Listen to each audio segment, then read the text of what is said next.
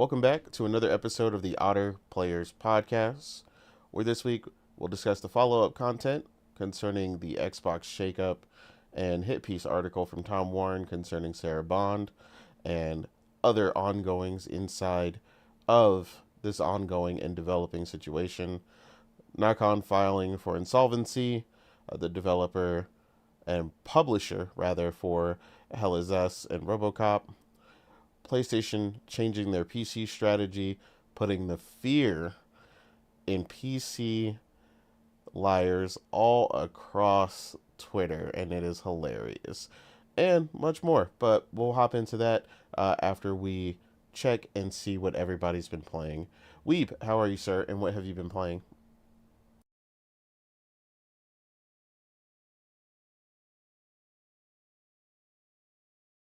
I think Weeb stepped away for a moment. Okay, Yeah, he well, spoke to me beforehand. Maybe he's busy or something. he probably stepped away, so Morgan, you can go first. Um, yeah, so I finally finished Octopath. Yay. Beat it, platted it. Great game. Congratulations. Fantastic game. Thank you.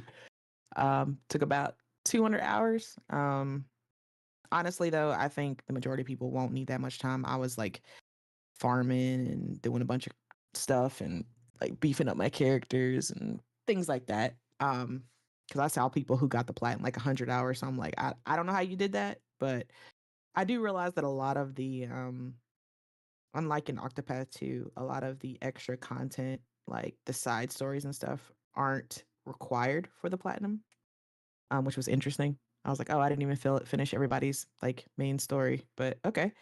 Um, but other than that, it was great, fantastic game. The story kept getting better. Like I didn't think I was like, okay. Every time I finished like an arc of the story, I was like, okay, so this is the peak, right? It's not gonna get any better, or it's not going to, throw any more twists or anything at me. And no, every arc it kept building upon the last one. And it just kept getting more and more crazy, but in like a good way.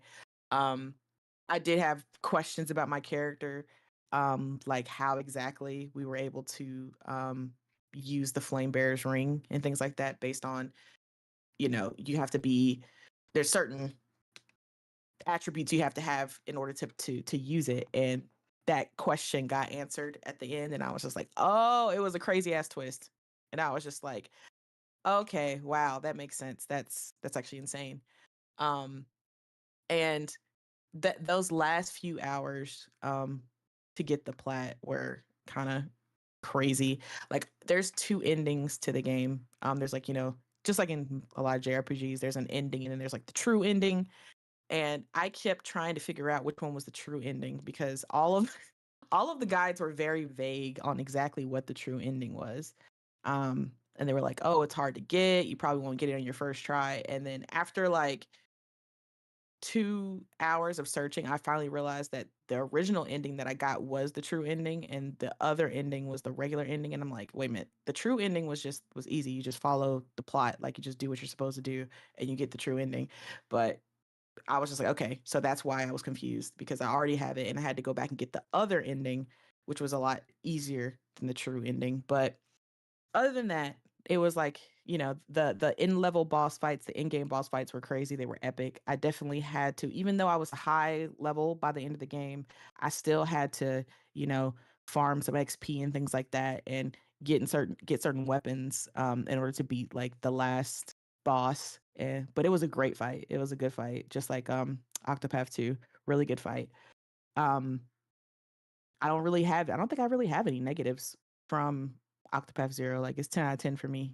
Great game, great story, great combat as always. That team is really doing their thing over at Square Enix, having like, allowing me to hope that hopefully one day Square will, see that they can make, some great turn-based combat and actually put it in, a AAA game, like maybe Final Fantasy, maybe. I don't know. It'd be nice, but yeah, that their combat tried and true, and I love everything about Octopath. I can't wait for the next one. So I need to go back to Octopath 1 because that's the only one I haven't played. So I need to go back and beat that so I can get like the trifecta. But I got to take a break after spending 200 hours in a JRPG. I need like some indies I got to take a break with for a little bit before I jump back into another big JRPG. But so after that, I went and played Seasons. Since that Seasons, A Letter to the Future, I believe it's called. That's been on my wish list for a while, but I've just never really had time to go get it. But then it came to PS Plus, and I was like, oh, okay, so I could just get it now. Um, so I downloaded that, played it, beat it. I got all the trophies, but that game doesn't have a platinum. It's one of those indies that really don't have one. But it was great regardless. Really cool game with a mechanic where you're not like a gameplay mechanic where you're essentially riding around on a bike, and the concept is it's essentially the end of a season, and that's what they call essentially not the seasons that we know it, but a season as in like a new era in the world. Like it's the end of some golden era and a new era is starting. Essentially kind of like a Noah's Ark thing where the world is flooded and started over again. Um, and the main protagonist, the character we play, is essentially going to leave her village for the first time in her life and going to a different village and kind of interviewing people, taking pictures, and kind of seeing how they feel about the end times coming, and basically gathering all that information in a journal to keep as like evidence of the season and for the next chapter in human evolution, I guess, sort of. Because apparently at the end of the seasons, people for like their memory is erased and they start over. So she's just collecting everything to kind of as a recollection of whatever all the things that happened in the season. So you're basically just riding your bicycle around this village and interviewing people and seeing how they feel about it as they're moving away and starting new chapters in their life. It's a very like serene, cozy, real laid back type indie, and it was really good. I enjoyed it. The story was very good. It was the art direction was nice, and the view from as you're riding your bike up hills and down valleys was very nice. So I recommend it. It's on PS Plus, so if you have it, and you want to play something kind of laid back, then I highly recommend Season. Um, but other than that, I've started Deliver at All Costs, another indie game that I've had my eye on for a while and finally got time around to play it.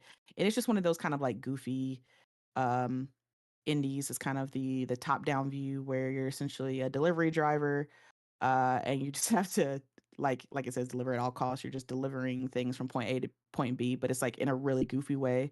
Like in one mission, we delivered this machine that blows, that blows up balloons, and it's in the back of your truck, and it malfunctioned, and all the balloons started, blowing. And so that while you were driving around town, your truck was essentially like floating from one place to another because the balloons were causing it to float up. And it's just like one of those really dynamic destructible indies. Like literally everything is destructible. Like you're driving through crazy around the town, driving into light poles, crashing them, driving through houses, and destroying them. It's really cool. It's really dynamic, really funny. But yeah, I'm just kind of spending my time on that before what I am coining as March Madness starts, when all these games start flooding, and my list of games that I need to beat in March starts. So I'm just kind of chilling and relaxing right now until this next wave of games that are on my radar start releasing. So yeah, that's essentially what I've been playing. Oh, and I've been watching Fox play Resident Evil 9. That was nice. I watched her last night for like 6 hours, as I was trying to help her navigate through the areas, because I myself am not playing that game. Okay, I've told y'all countless times I'm too bitch made for Resident Evil. But I have no problem watching other people play it, and doing all that. But it was fun watching her play. She's very good. She's a lot braver than I am, so we got a good ways through the game. Yeah, I think you guys are You probably know, getting close to beating it at the rate yeah, y'all were yeah, going. we got a yeah, we got a good away amount through the game. We cleared a lot of the areas. We solved all the little puzzles. We got all like, she doubled back and went and opened all of the like the boxes and stuff like that after she got certain material and lock picks and things like that. So yeah, she braver than me because I wouldn't double back. I refuse to. Like once I unlock a door and I can move on to the next section, then I'm moving on. I'm good. I'm not going back because I know there's enemies back there and I'm not dealing with them. So What you playing? yeah. Single player or I mean first person or third person? Third. Yeah, way better.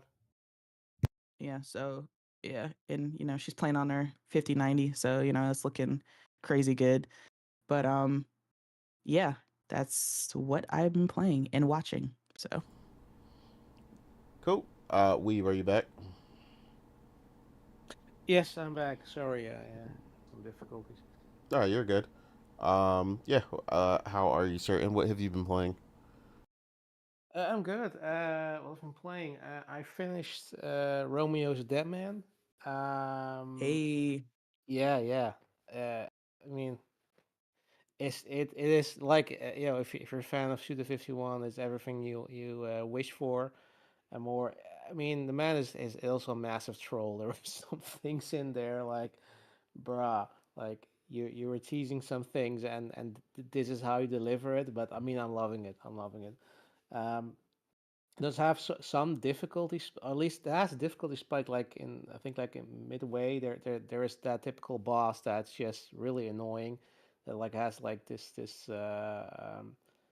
crazy sort of when it's low health has these almost impossible to dodge moves. I'm like, come on, fuck this. Like I was like, I'm almost done, and then he just spams these crazy attacks, and I'm like, okay, I'm dead. And I had to like try 10 more times before I actually figured it out and sort of got lucky. But other than that, like it is, yeah, incredibly fun. It has the if you've played No More Heroes, it's very similar in terms of combat. Um, Though I did immediately gravitate towards the spear, which is pretty much the sort of the best of both worlds. Like it hits heavy but also fast, and yeah, you can't really go wrong with the machine gun because you got enemies have weak points, so you do wanna target those, and a weapon that has like a rapid rate of fire and long range is generally preferred. Um, but yeah, I mean, it has just the crazy humor, the the meta jokes, the mixing of styles where you just know, okay, you're now in 3D, hack and slash, and then suddenly you're transported into 2D, environment where you just like your ship is basically just a sprite, or like like an 8-bit environment where you just run around, talk to everybody before you prep for a mission. Uh, check your crops of zombies because you can also grow your own zombies, which you can use as summons during your battles. Basically, your Pokemons, but creepier. Um, and yeah, what else did I say? Like the music's absolutely fantastic. There and just like there's it feels like he just does these crazy things. Suddenly, okay, you have like this section where you're not doing anything, and like a song starts to play, just driving around, cruising. Like you get this like psychedelic 8-bit music video. It is crazy, and I love it. It kind of, it almost. I mean, I don't want to. I mean, Morgan, you're probably gonna call blasphemy, but I think I do draw parallels with Control. It's like Control, like the sort of the conceptually, it's similar. Like this weird ass organization that's dealing with strange phenomena, but like No, It, that's not it heresy. That just gets me interested now. but like on crack. Like if you were like whoever directed it was like constantly high because it's just it makes no sense and I fucking love it.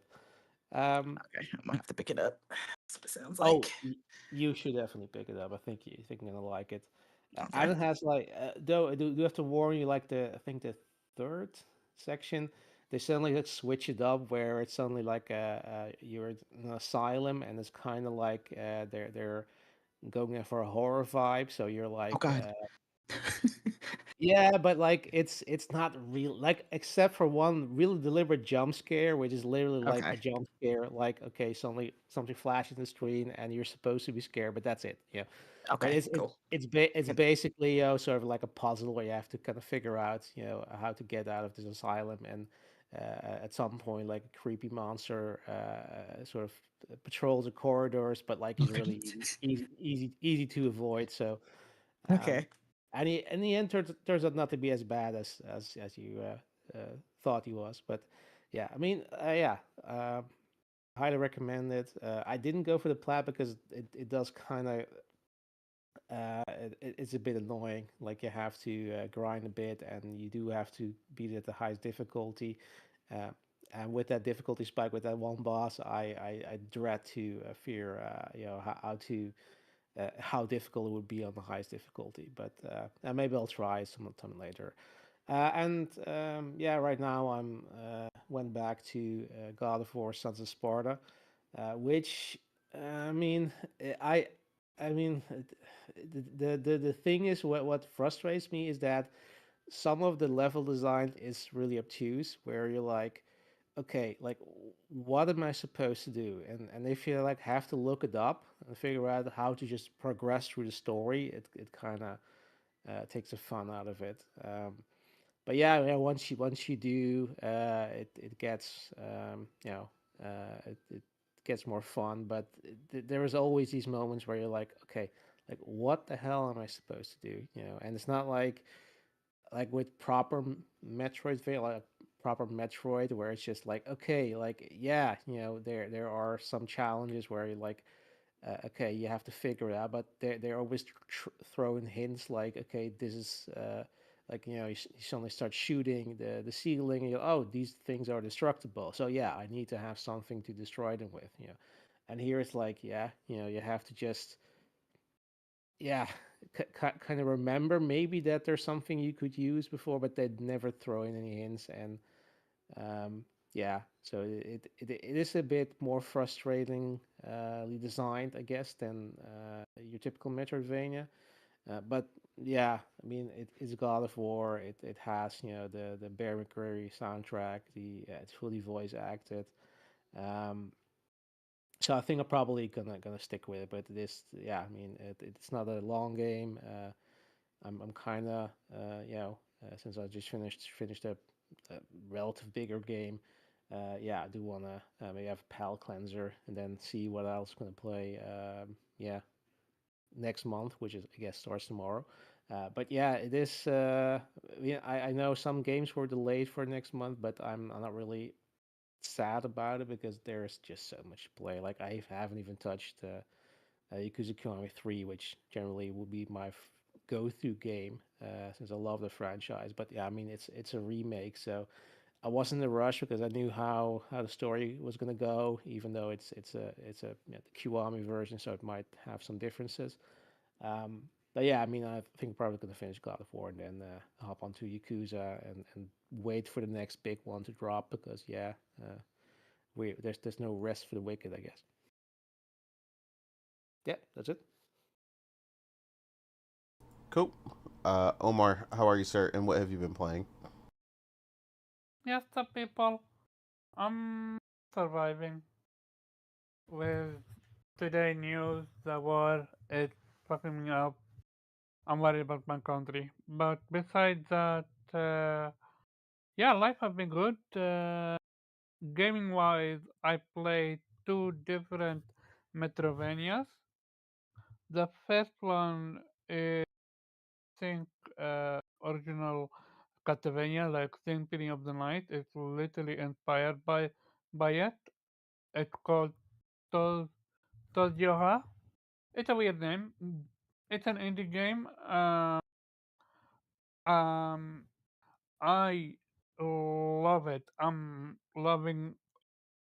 close to the end, I think, and it got multiple endings. So, and the problem with this one is it's obscure, so it's difficult to find any sort of walkthrough for it unless you need to scan through 2-3 hours of footage to know where you need to go.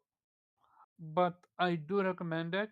It got some great elemental synergies, and the combat is fun, and the story is interesting. And the other game I'm playing is also Metroidvania, but this one different. It's bullet hell, and it's called Tevi. You play as a little bunny, a human bunny basically, and I highly recommend it. It's also open free roaming. So basically, there is no strict one path that you need to go. And another game I recommend.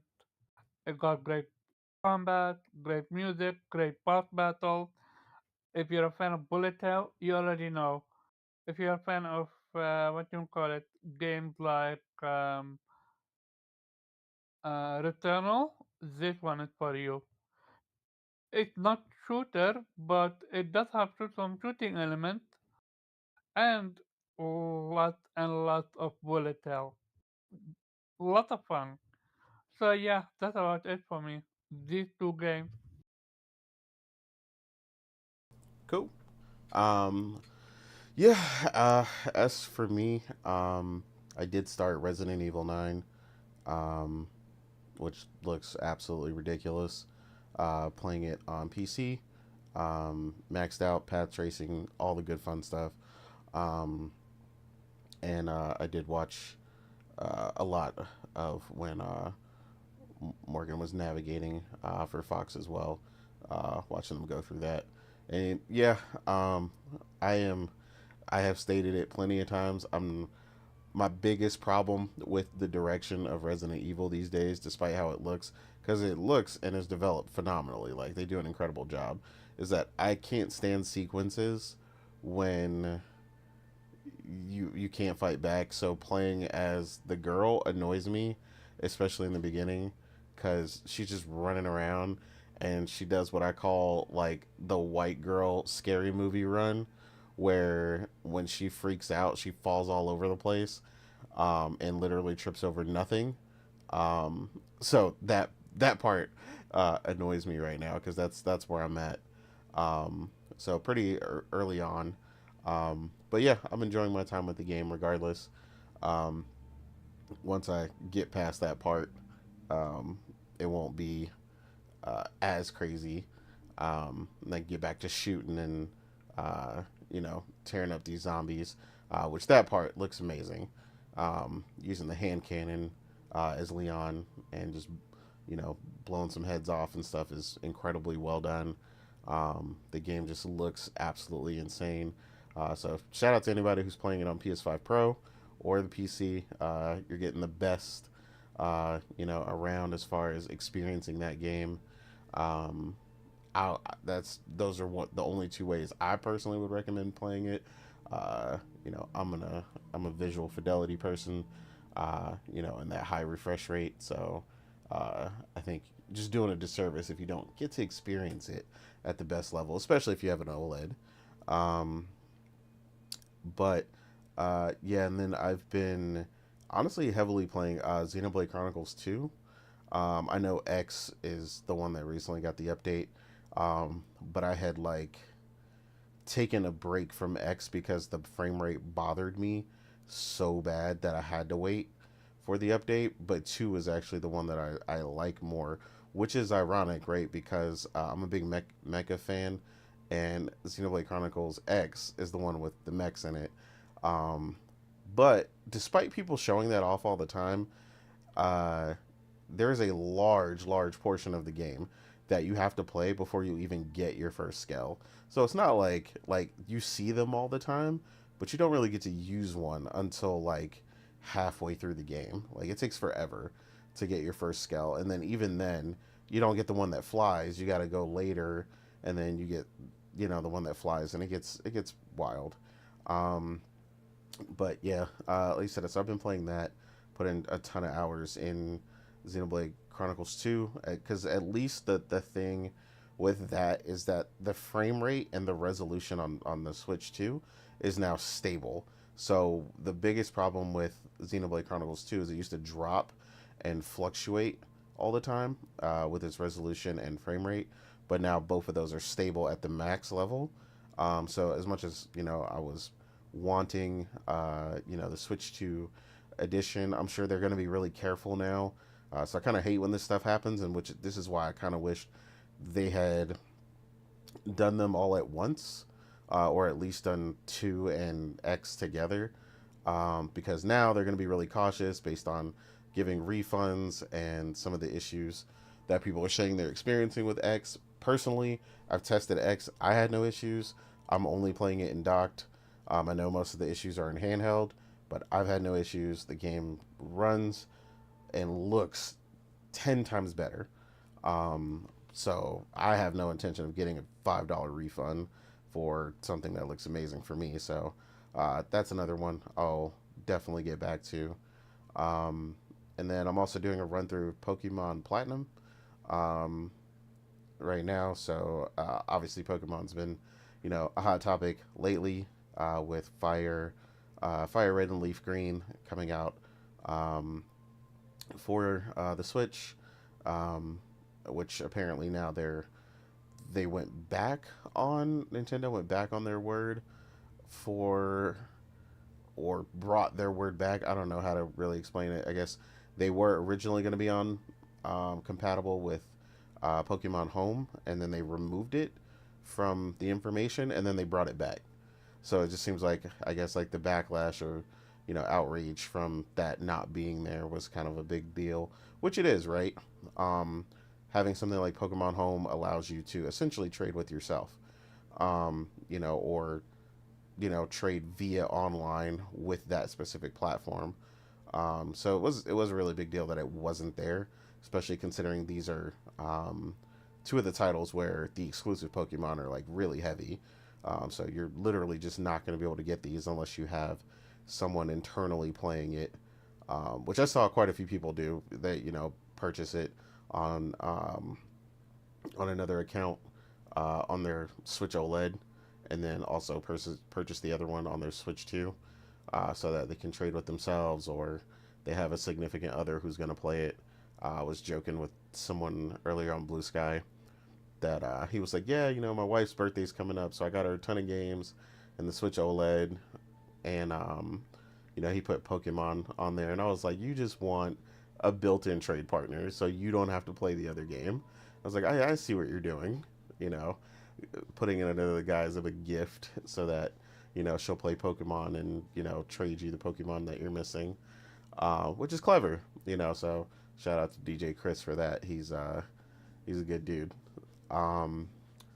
But yeah, I think that's mainly what I've been playing lately. I'm sure there's something else.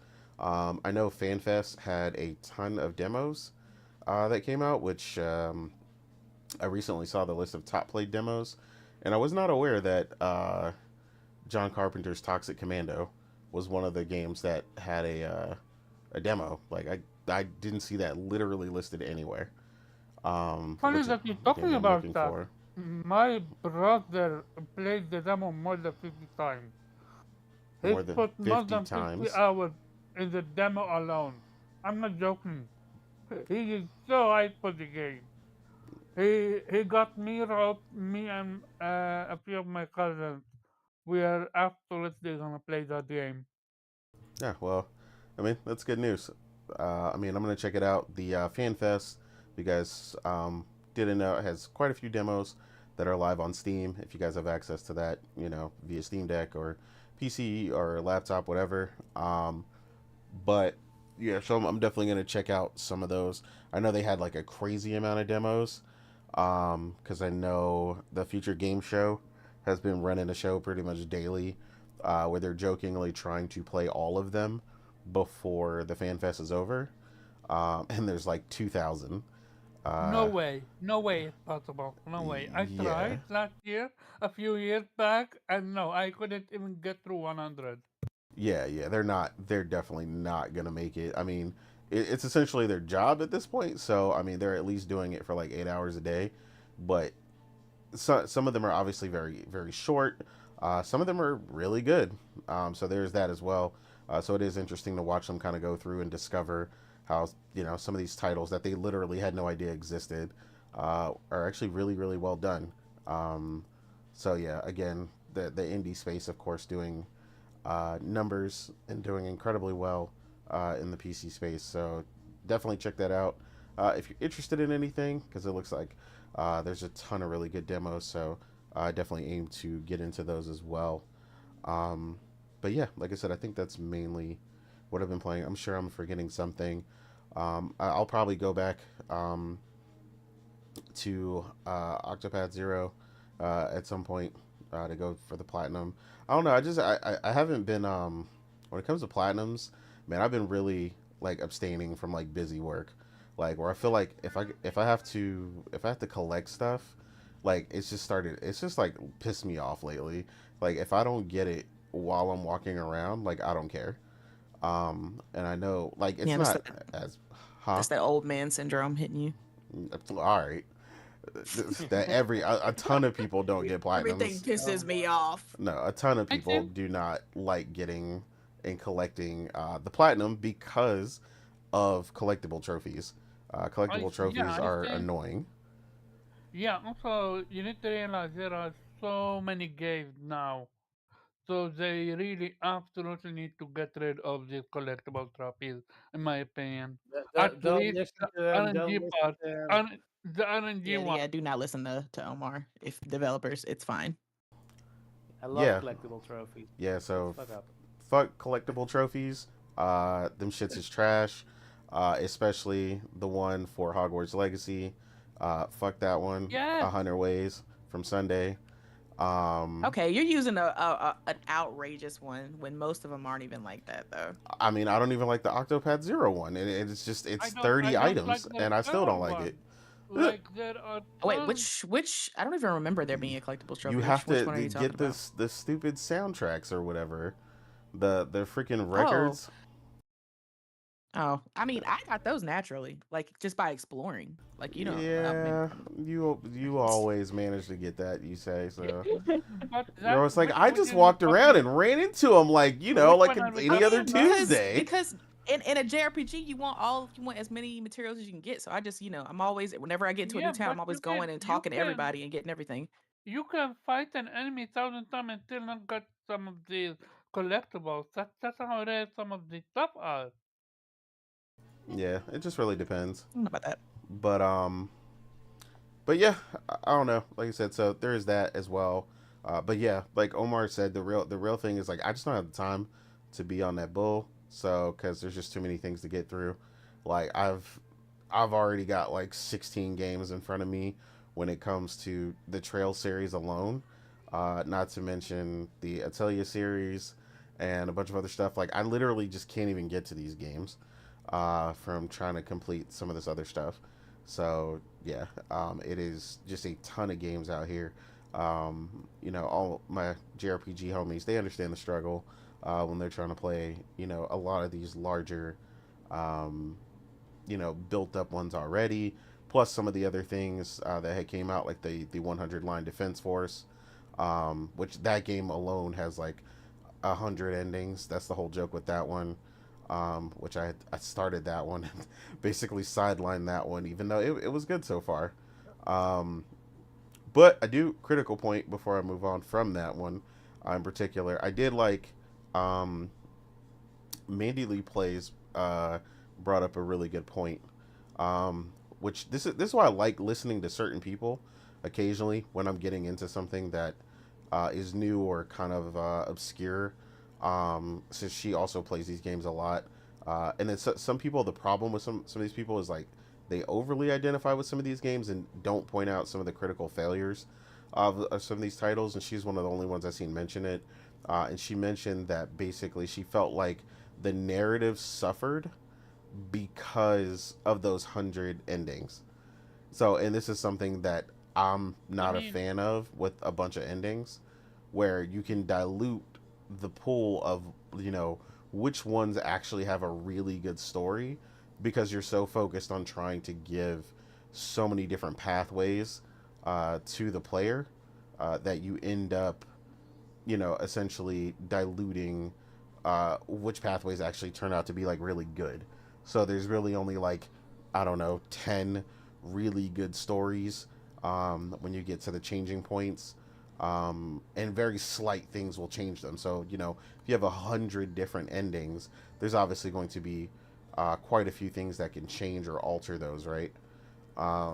So, yeah, shout out to her for that because yeah, definitely a lot of people these days are not critical enough of certain things, and you know they're just like singing the praises of some of these titles, and I'm just like, look, there's really nothing you would improve about this game, you know. And like, don't get me wrong, like sometimes there is that game where you're just like, it did everything I wanted and then some. So it's not saying that doesn't exist, but yeah, I definitely feel like some people are missing key easy points of criticism in titles like that where there's a clear flaw or opening, um, you know, where something could be pointed out like that.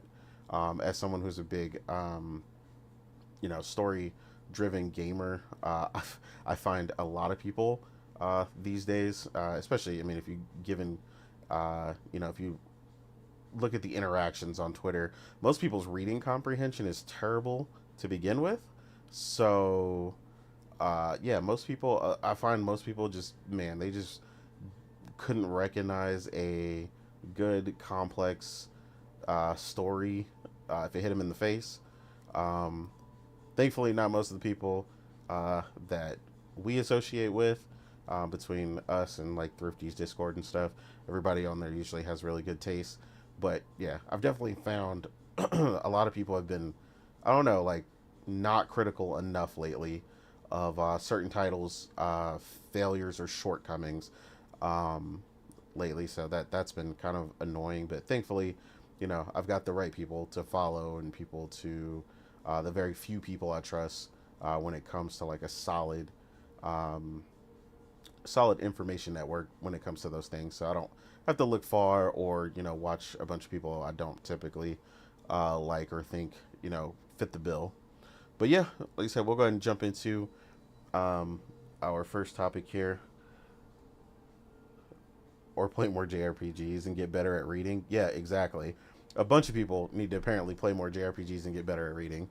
Um, that's actually a big thing that improved my reading a lot in middle school. Like I read fine, but like my vocabulary just like exponentially skyrocketed, and especially my comprehension because there's a lot of things in JRPGs that are you know implied, especially back then, like PS1, PS2, where you had to like um, you know they would tell you something, you had to use the clues and kind of navigate and find it yourself, you know, and just kind of figure it out, right? So there was a lot you had to do back then that you really kind of had to work for it, that you know a lot of people are not used to nowadays. So yeah, a lot of people could definitely use that and learn from that. But yeah, I've definitely become more critical of just like story in general and stuff like that. So, but when I say more critical, I've also become more appreciative, right? So when a story or character development is really good, it shines a lot, and I love to point it out. That was a big thing. The characters in Expedition 33 were a really big one for me. They really shined, and their development and all the things they struggled with, they felt believable. So yeah, shout out to uh, people in our favorite hobby that still make incredible stories and characters and continue to make these crazy games that we get to enjoy, man. Well, you know, hopefully, if we stop speed running, you know, our leaders around the world stop speed running World War III. I don't know what's with all these old men who just, I don't know, half them need to be on hospice at this point or something, and they're just like, you know what, if I'm gonna go, I'm gonna take everybody with me. I'm convinced that that's where they're at this point. Um, AKA the Epstein Wars. yeah, I mean, yeah, This, essentially, yeah. everything. You cut out whatever you said, Omar. I said this, everything. Yeah, Everything. Epstein, they want to take everyone else with them. Money, greed, power, everything. yeah. I feel like there's like some thing going behind closed doors with some of these people because like a lot of like the world's leaders who have been like in place for so long, they're all like super old at this point. Like I swear, like Putin has been alive for 600 years. Like, so I'm just convinced that they're all just like, you know what we should do before we all go out? We should go to war and just go crazy, bro. Like let's like, and they're just treating it like I don't know, like an anime or something. Like I don't know what's going on with these people, bro. Nobody in these countries wants to be at war. Like people who live there, the regular people, um, everybody's just trying to live, but these people just cannot help themselves. The people in power to just be at each other's throats, man. As the saying goes, wars are old, old men arguing and young men dying. That was a phrase I heard. That it seems to be pretty accurate, um, which is a terrible thing. But yeah, I won't dwell on it. It sucks. It obviously affects everybody in different degrees. But yeah, war is never a joke. It is never fun for anybody. I don't wish that on anybody. I don't wish that near nobody. Um, yeah, so hopefully we resolve whatever is going on worldwide, and get some peace going for some of this stuff and get some order back in this world. But either that or, yeah, hopefully we make it through 2026 and keep it going. But yeah, we'll go ahead and jump into our first topic. Um, this is a follow up topic to last week with the Xbox quote unquote shakeup. Um, they had some more information come out. If we can call it that, it's kind of weird the way it was worded. Most of you guys have heard or read the Tom Warren hit piece article because that is exactly what it is. If anybody knows what a hit piece is, that's exactly what that was. I had already stated that it felt like they were throwing Sarah Bond under the bus. I felt like they were doing that for a while when they set her up on that interview right after they closed Tango, and they knew it was coming. You could clearly tell she was blindsided in that interview, and they threw her out there to the wolves, even though she wasn't responsible for that. And basically, they said Xbox Anywhere was Sarah Bond's plan. This is an Xbox ad was her idea.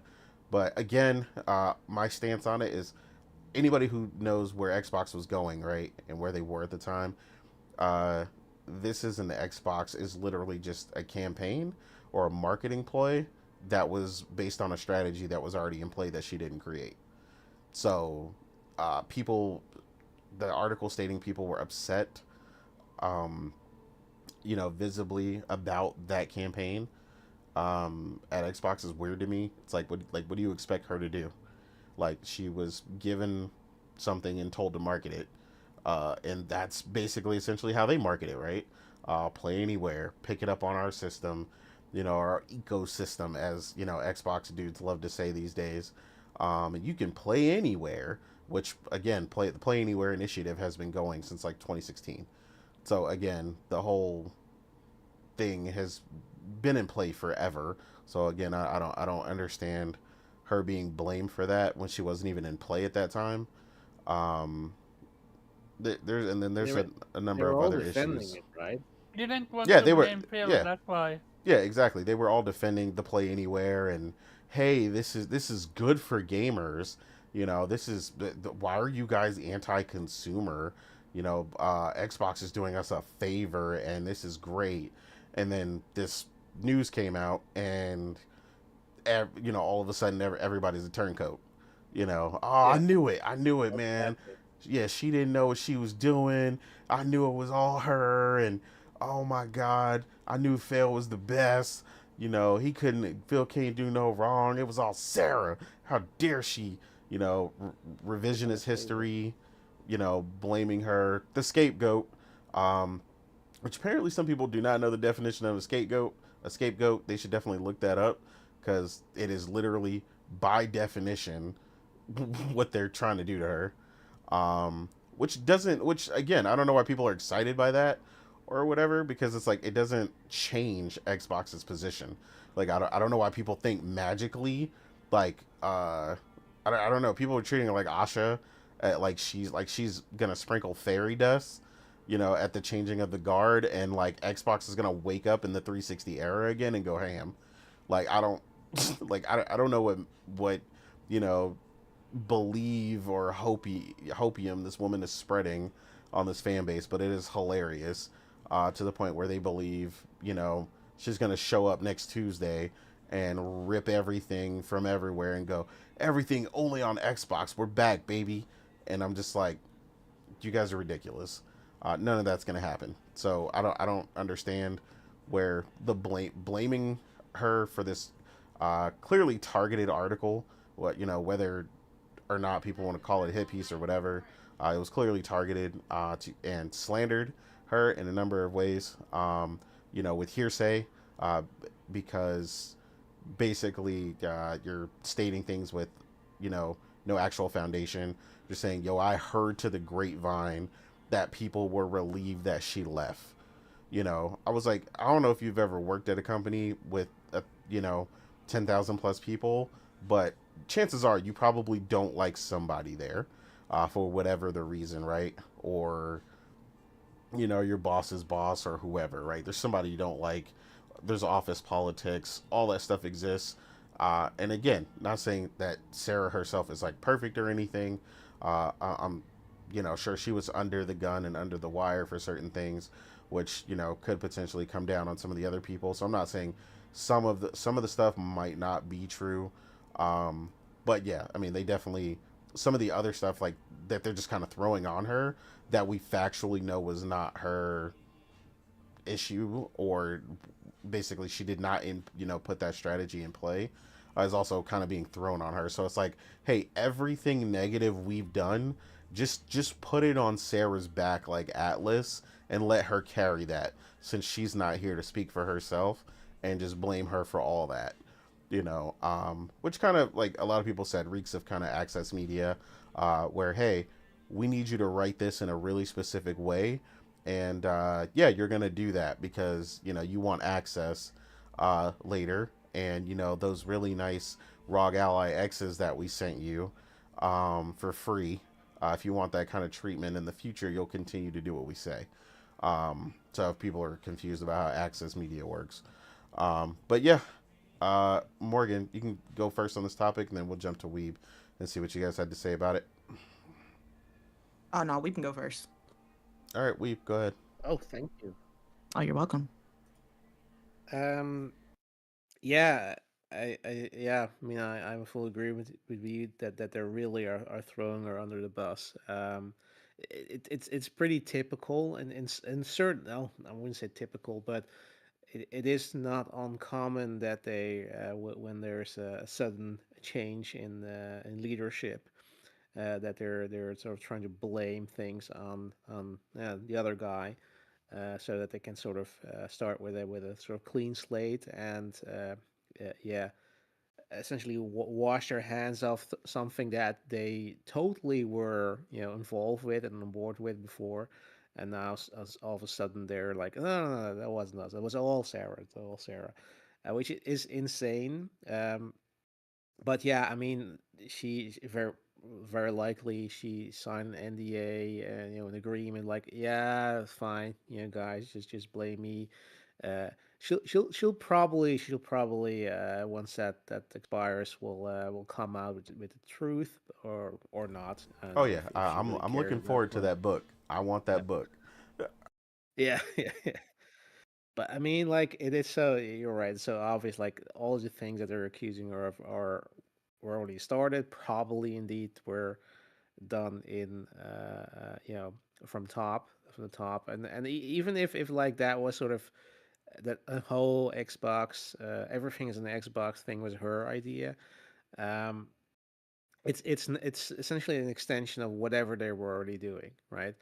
I mean, Mm-hmm. if they heard like, yeah, you know, guys, we wanna, like if Satya told her and Phil like we want to get out of the hardware business, and they're like, okay, how the hell are we gonna sell this? And they're like, oh yeah, let's just make everything an Xbox, you know, and then they're not gonna question it. And they're gonna because it seems like I think at least that's all I understood that Phil actually wanted to have an actual Xbox handheld, and then they came out with the ROG Ally, which was just basically rebranded, you know, third party console, or you know, PC, whatever you want to call it.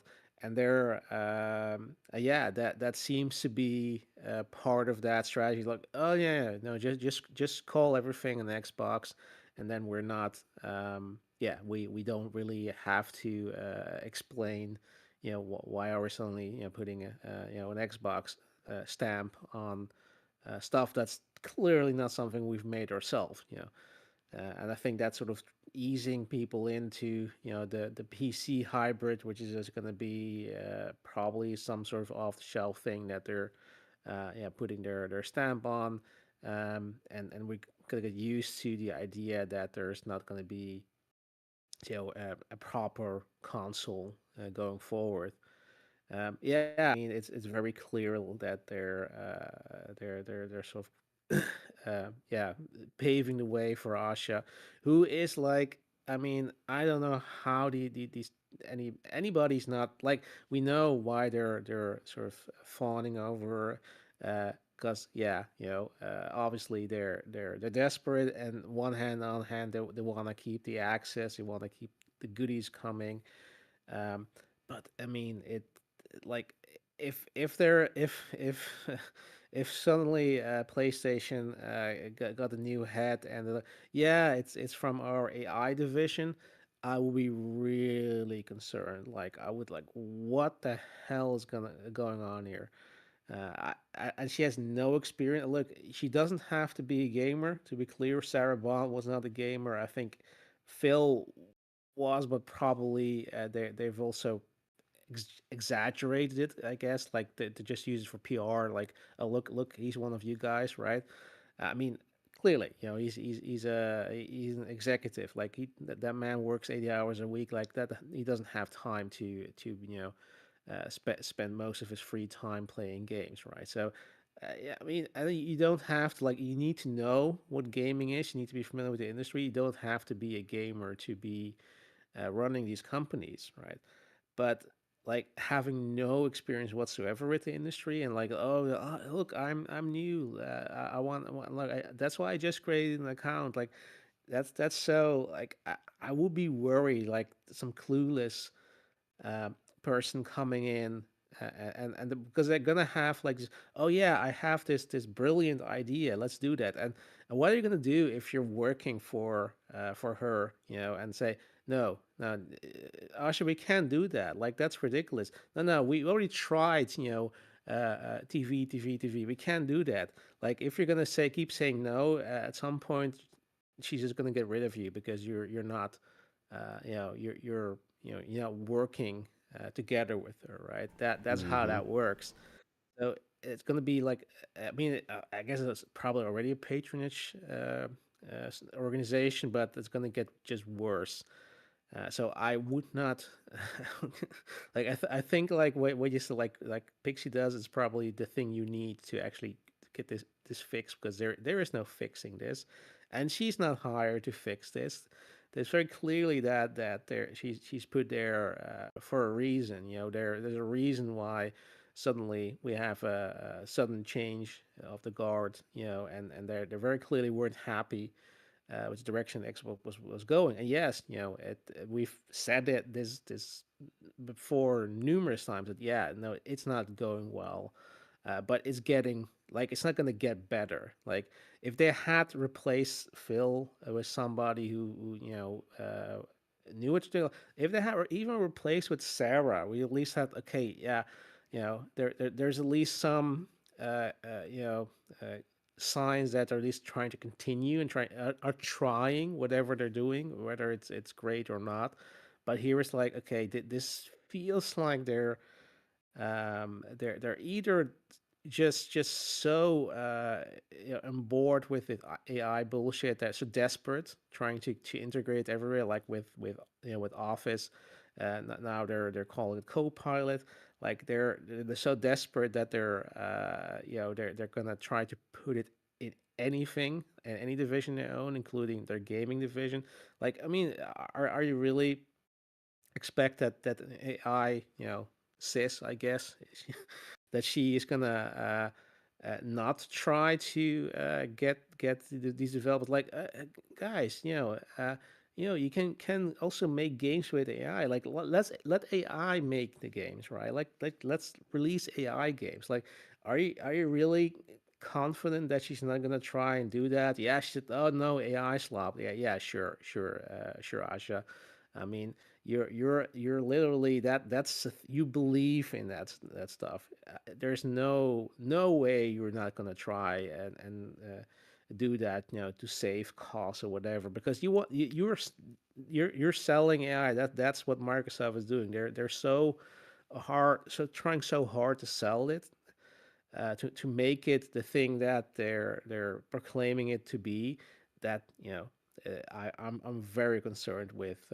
I mean, I didn't really have high expectations of Xbox going forward, but this is like, you should be really concerned with this. And I mean, and she's like also, and if you're thinking, oh, maybe she's one of the good AI bros, if there's a thing, if that's a thing, but like she house like one of those weird birth rate obsessed people. Like, she apparently said something about like, yeah, birth rate is lower and maybe AI can solve that, which isn't even true because birth rate, it hasn't decreased. So I mean, and that's a person in charge, of Xbox. Yeah, I mean, but yeah, I mean, it's very clearly is what it's like. I think was Seamus Blackley, I think one of the co-founders of Xbox, who was, I guess, speculating, but I mean, he was like, felt like this is sort of them sunsetting Xbox, that this might be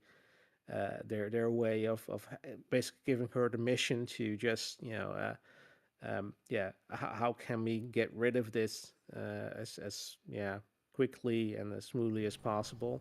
Yeah, to Um, shed the hardware and just be yeah, Microsoft Gaming the publisher.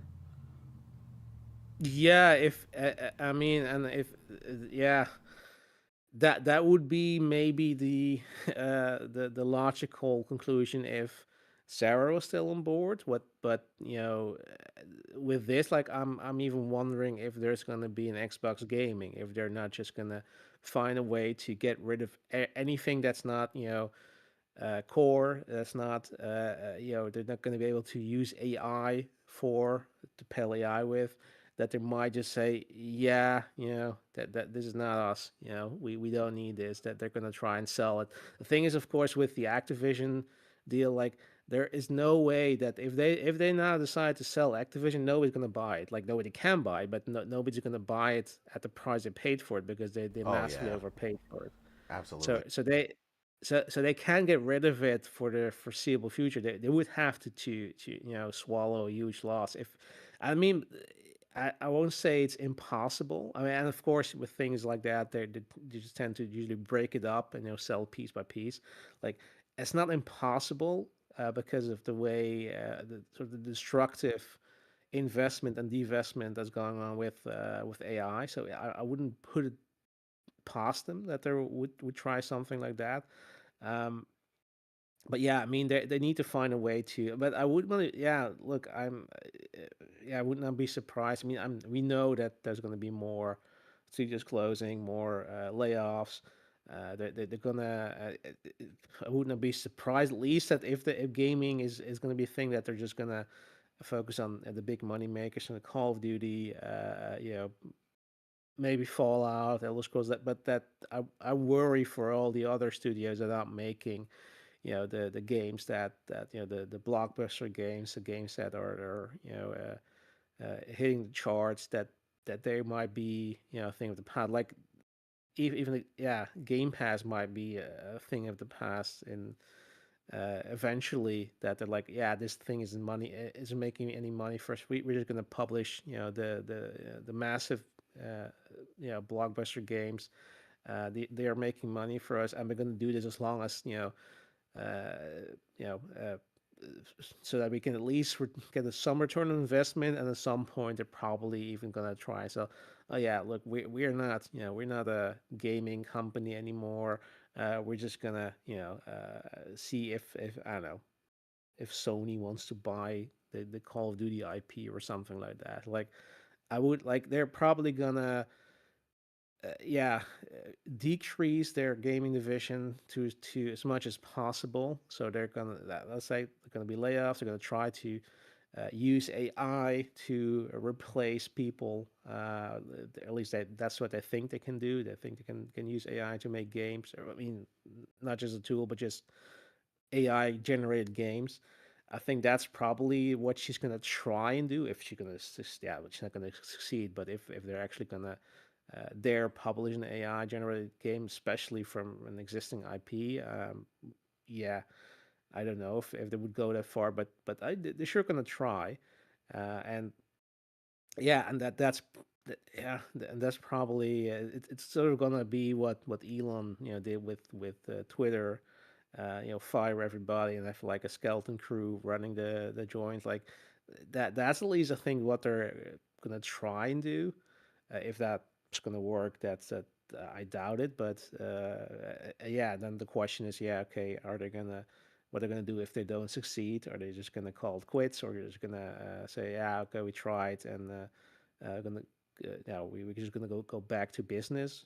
I don't know, but it is concerning, to say the least.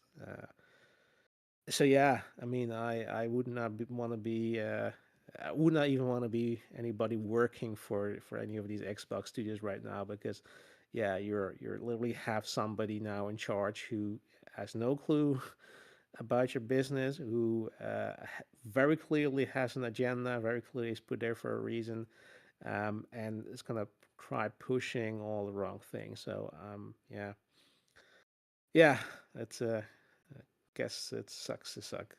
That's my take.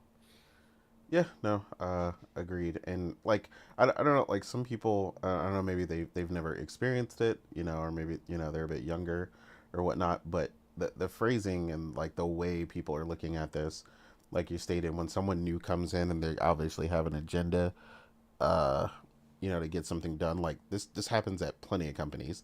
This isn't just like especially about her, right? This is how it happens at companies all the time when they bring in um, someone from a different division, or especially externally, like you said, when someone comes in and they don't know it, they potentially are going to, like you said, have that idea, and you're like, well, that doesn't work. As someone who actually knows, the whatever it is you're working on, right? um there's potential this person that doesn't listen or whatever, or was sent there specifically to do just that. um I've You been at yeah odds with people plenty of times. yeah, you don't bring somebody in that position in, if you wanna, if you wanna save the business, if you wanna save that division, you don't bring somebody in that's either not, you know internally, from that division, or hire somebody externally that has experience in that, in the industry. Like, Mm-hmm. if somebody's brought in that seems to be like a fish out of water, that has absolutely no clue, what no experience in the industry, yeah, they're there for a reason. And it's not for the reason that you hope is going to be. They're not there to save things. They're there to, yeah, I guess, euthanize the cat, I guess. Yeah, essentially. And like I said, that's been my experience. Like I said, we've all seen it in some capacity, whether you've personally experienced it. um us both being in tech in some fashion, we've definitely seen it in varying degrees, where somebody gets brought in to clearly downsize the team, or try to optimize, or whatever. Like automation's a real big thing now. Companies are always trying to what can we automate? What can we do? And sometimes it's good, right? Not that like we're in a heavy automation phase in my job right now where they're trying to automate um, quite a few things, but there's still so much that we do that definitely needs the human touch, and it's just like the amount, basically, the current available AI investment to make the rest of it automated wouldn't really be worth it. Um, so it's better to improve. Basically, you got to know where to invest, right? Um, in our case, it's investing in more resilient hardware, so there's not so many failure points. For better uptime for our camera system and some of the stuff that we do. Um, and that's the better way because trying to increase automation even further would just incur a cost that was higher than it's worth. Um, but yeah, I do remember a specific position where I had and someone had came externally. I'm really cool with that person now, by the way. But when they first came in, it was like, hey, very much, I'm here to make a splash. I'm here to turn the team around. I'm here to do this, this, and this. Basically showing up like they were Captain America for the team. And we very much eventually sat down and we're like, yo, you need to slow down and you need to actually learn what we do and how we do it before you start trying to have these conversations. Because some of the changes they had tried to put in, we were like, that's not going to work. And yeah, we're not doing that. Like it was basically like a collective no. Like, like we don't care what your position is. The answer is no, because that's not how that works. So you get that type of pushback. So depending on, like I said, what actually ends up happening after this, and obviously this type of a change at this level takes time, right? At the minimum 6 months, right? But most likely a year to a year and a half before her first change, if anything, is even implemented, right? Because that's the other thing. If there's a change, right? Um, People are assuming all these different things based on what she said and um, whatnot, But the only statement that really stands to mean anything to me is where she said, the plan is the plan until it's not, because that's the case, right? Like you're not going to show up and change anything because right now you don't even know what to change. That's what Matt Booty's supposed to be there next to you, um, you know, telling you and updating you on all these things you don't know. And I agree with you. She doesn't need to be a gamer. I think they were actually stupid for trying to craft this very quick profile for her from like a month ago, showing like, oh, she played all these games in like a day or something. It was clearly like a profile dump or something. It was really weird. And then she was like, no, my family was all playing on it, so that's why all those weird games are on there. My bad, but I fixed that now. And it was like, okay, so there's a couple concerning things about that statement. So you're clearly new to it, or that they gifted you an Xbox or whatever, but you were slow enough to not realize that you should have your own like actual profile. Like you didn't realize, you didn't think to make exclusive profiles for yourself. So like I thought that was weird. That's already like a weird oversight, like on something that's extremely basic that most of us would know. Like your kids are gonna have their own, so on and so forth, and then everybody could play from your subscription or whatever, um, on that Xbox, but just wouldn't be on your account. It's like, again, that's like basic 101. It's the same reason why people have, the family has a Netflix account and there's five different accounts on there. So, when the baby's watching something, they're not messing up your algorithm. Like, I don't know. That was just like a super basic oversight that really bothered me because I was like, well, that's weird, but whatever. Um, but yeah, like I said, then she mentioned, she's tried to say that she was making her own replies later when Ryan McCaffrey pointed out it seems like she's not, or it's AI one. Um, and but like there's instances where she's referenced like she's clearly new, but then her profile said gamer since 2001 early on. Like I don't know if they changed that, but that's what it said originally. And then she replied to some of the people talking about Chrono Trigger and how she was a big Yeah. fan. And I was like, okay, which is it? Did you start gaming a month ago, or were you a big fan of gaming the whole time? Because you sound fresh. Every time you get asked about gaming, you're talking about how you're new to it, and this, that, and the third. But then your profile says gaming since 2001, and I'm like, you're running the Microsoft playbook right now, really well, which is a bunch of confusing messaging. That is the Microsoft playbook. I don't know what to say, so just confuse them. Um, but yeah, it's all over the place, Fake it until you make it. Huh? right? And again, like you said, there's no reason in her case to fake being a gamer. Like you don't have to be one to get there. You've got tons of advisors and so on and so forth to try to at least try and help you, right? So I get that, but Unless you plan to lie a lot during your tenure. See, that I mean that. Yeah. yeah, which is also concerning because then I'm like, why are you lying? Because there's an agenda there. You're trying to portray something or gain the pity points. And then I also thought it was weird that um, Lulu came out of retirement for who has not spoken about Xbox, by the way, since the that deal went through and she got her golden parachute and left. And all of a sudden she popped up and wrote like a college essay about how people need to give the new CEO a chance, and guys like this and that. And I was like it was so weird. Someone who basically has no moral leg to stand on, who basically threw their team under their bus and sold them, to the highest bidder, uh, and basically left and didn't say It does anything. make sense. It's She weird. is literally a mouthpiece.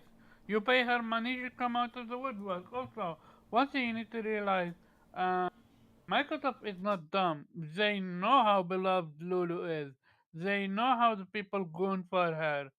So this absolutely makes sense from that end. Oh yeah, I mean, I'm just saying Lulu is weird for it, but yeah, I'm sure the check cleared, which is why she felt the need to pop out because, like I said, she literally hasn't discussed Xbox one time, um, literally since that went through. So, like, I don't know why she thought that wasn't gonna be weird, but like you said, they ate it up. They were right back to, hey, you coming over for dinner? Man, we miss you, Lulu, and she fell right into it. Yeah, man, I love you guys. Xbox for life, bro. Like I was like, oh my god, you guys are such suckers, man. But yeah, it's freaking weird. Morgan, what's your take on this situation? Yeah. We obviously discussed this last week and, we talked about it and, I said it was very fishy that Sarah was the only one who didn't have a memo, sent out at the time when the news broke because everybody else did, right? It was weird that she was on LinkedIn, hours before the breaking news talking about, reaching out to people about Xbox accessibility. It was weird how Phil was the only one to mention her. And then culminate, then we get the information that essentially, Sarah has been dubbed the scapegoat of Xbox's failures, which is pretty on par from what we thought was going to happen. Um, the way that the company was moving, the way they were making statements just didn't sit right with us. And so, yeah, seeing them come out with this hit piece article saying, oh, everything was on Sarah, everything was Sarah's fault. She was the one making all these changes. She was the one, pushing for, this is an Xbox and everything like that. And I'm just like, sure, she could have like I'm sure she was that a lot of these things were her initiatives, right? But at the end of the day, Sarah is not in charge of Xbox. Sarah is, she's not in charge of Microsoft. She has people over her, i.e., Phil and Satya, right? People who have to essentially green light the decision she makes, right? She's not on a renegade where she can just do whatever she wants and, there's no repercussions or there's no like feedback or, oh, we're not going to do that or things like that. It's not like, they made it seem like she had free reign and she was just going just ham in Xbox and everybody was just, oh my God, Sarah, please no. And she's like, yes, Xbox everywhere. We're doing it. We're doing it. And like, it's just, Yeah, I was just they kind of really did make it seem laughing. like she was in there just whipping everybody. Do what I say. I'm gonna get rid of you, boy. I Yeah, mean, that's like basically how they wrote the article. Like, you I was like, are y'all they for made real? it seem like she was just this internal villain that everybody was just so scared of. Nobody could stop her. They tried to stop her, like the hero that Phil Spencer is, tried to stop Sarah from just destroying the brand, but he just faltered to her powers. Like it's just I'm like, how is it that two people left Xbox, but only one, and it's the person that is under the other one is the one that is at fault. Like, why is it that Phil is getting like no negative press whatsoever? Like he is just abstained from getting anything negative associated with his name, right? And that's why I just find this whole situation funny, right? It's it's basically built as this whole story and everything is built as we have to keep Phil Spencer's legacy intact. So there has to be someone else to blame, right? Because at the end of the day, when corporations make mistakes, and let's be real, Xbox has made tons of mistakes. And when we were having the podcast 2 or 3 weeks ago discussing Xbox's financials, I said something bad was going to happen. I was like, these are terrible and there's going to be repercussions for this. And then the very couple weeks later, we saw what the repercussions were, right? A change of the regime. Somebody has to answer for that, right? These negative numbers, numbers consistently going down, hardware consistently going down, content services consistently going down, all these metrics going down. Somebody has to pay the piper, right? And it's certainly not going to be Satya, even though he's the one implementing all of these things. He's the one who says exclusives are antiquated, right? He doesn't understand them. Why are there such things as exclusives? He wants everything everywhere. He wants Game Pass everywhere. He wants games everywhere, right? Because that's how he runs Microsoft. That's how he runs Windows. And that's why Windows and the Office suite are successful, because they're on every platform, right? They're not just exclusive to the Windows PC or whatever, right? They're on Mac, they're on phones, it's on everything, right? And it's a subscription. And that's what he knows. He knows subscriptions and he knows everything everywhere, right? So he doesn't like the idea of exclusives. So if your boss does not like the idea of exclusives, what are you going to do when you present him ideas for, your division that's under him? Hey, we're going to make it that it's everywhere. Just like how you love Windows being everywhere, just like how you love Office being everywhere, we're going to make Xbox everywhere. And I just know his eyes just lit up like a child seeing a puppy on Christmas. Like, oh my God, that sounds amazing, Sarah. Mm-hmm. Absolutely, do it. Like we're gonna sit here and pretend like Satya wasn't drooling at the idea of Xbox everywhere, right? So to sit here and be like Sarah is the sole to blame when there are so many mitigating factors to this entire disaster that is the Xbox is it's honestly insane to me. And again, it was set up because, like I said, the people at the top will never face the repercussions. Even though Satya, this was probably, he loved this idea. This was, he's been preaching against exclusivity. He's not gonna go anywhere for this, right? Xbox fucking up and all this. He's not about to go anywhere for that, right? And we can't tarnish Phil. That's Uncle Phil. Okay, the people love him, right? He is loved universally around all of gaming. Okay, he is just the good guy Phil, right? That's what they love to call him. Like, he's such a nice guy. He's a gamer. He's for the people. He loves everything and everyone. So we can't put this on him because it'll make Microsoft look bad, right? If we make the hit piece against Phil, people are just going to retaliate against Xbox and Microsoft, right? So we have to put it on somebody who can take the hit. Somebody who people are so with, right? They don't really have a connection or a love for him. They know her, but there's not this, united love for Sarah. So she's the perfect scapegoat, right, to put all of this blame on. She's out the door, she's leaving, she's under NDA, she can't say anything. So let's just throw all this shit on her and it's perfectly fine. And that's what's happening. But we have to be real with this. Like the whole situation, the whole reason Xbox is even having to go down this alley of putting everything on every platform, including PlayStation, like, as has been stated millions of times, it started with ABK, right? Because when they got Bethesda and ZeniMax and all that stuff, they were still cool about going down the exclusive route, right? It was like wherever games, I want Xbox players to know, Phil said it himself, that, games are exclusive to wherever, the Game Pass ecosystem is essentially, right? So it's going to be exclusive to Xbox and PC and shit like that. But as soon as you start bringing billions upon billions in with ABK and now we have COD and now we have to answer to entities greater than our own. We have to answer as to what exactly we're going to do with this business, and this is starting to change there's a really big factors coming in with ABK, right? There's regulations and legislations that come into play. So now we have to answer to a higher power. We can't just make things exclusives, and we spend a lot of money and we have to get a return on our investment. And our current platforms that we support aren't enough to give us that ROI, because we need that ROI. This is what this whole thing is about, is the lack of ROI, right? That they're not getting their money back from what they spent on ABK. So in order to do that, they had to open up the floodgates, the forbidden gate that shall never be open, which is that we cannot put our games on our competitors' platform. They had to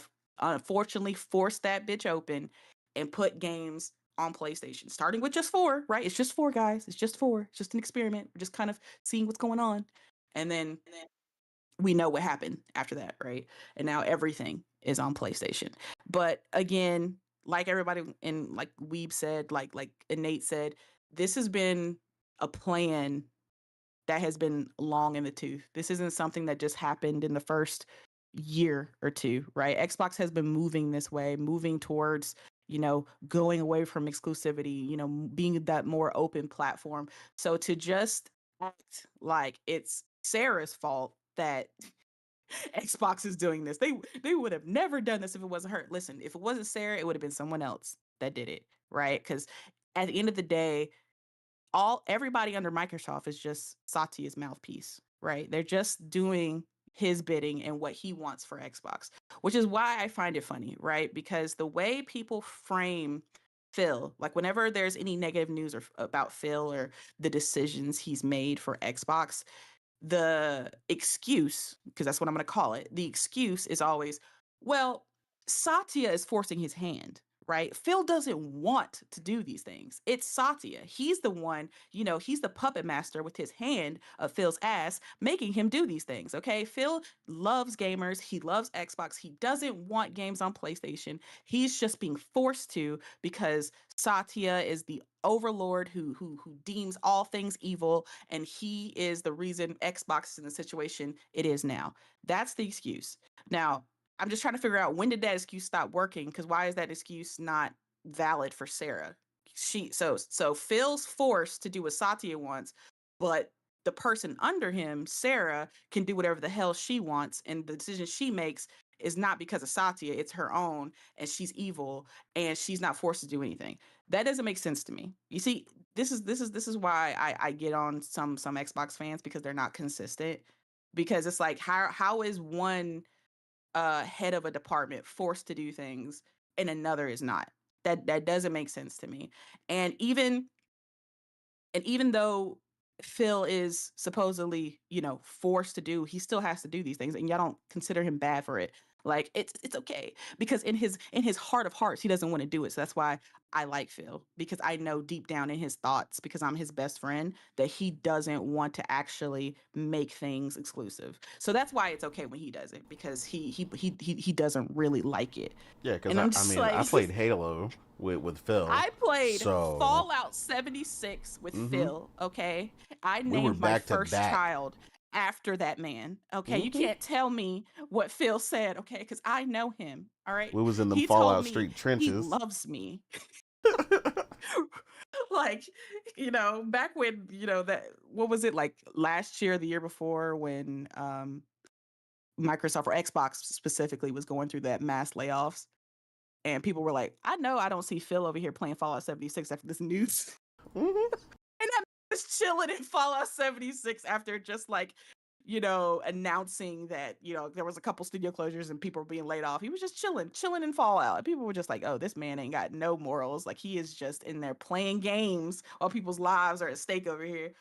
But yeah, I just find this whole scapegoat thing hilarious and that people aren't consistent on who's to blame because sometimes it's Satya, but now because The Verge has framed Sarah as enemy number one, so now it's her fault, right? And there are people inside Microsoft that just hate her guts and they don't like. I'm like, but that's everyone though.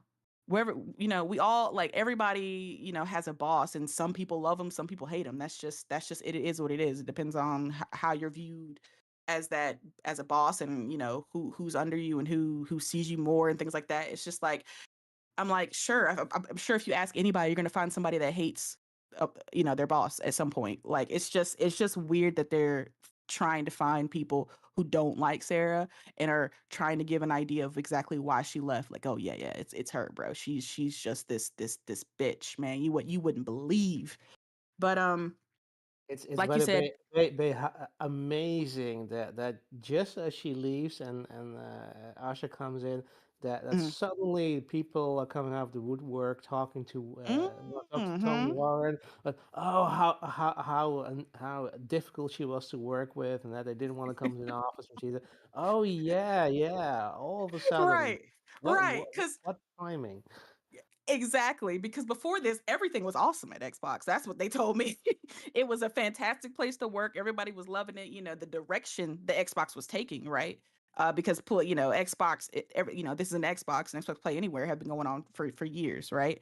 Nobody's been against it at Xbox until all of a sudden, you know, the regime changes and now, I'm gonna tell you the truth now.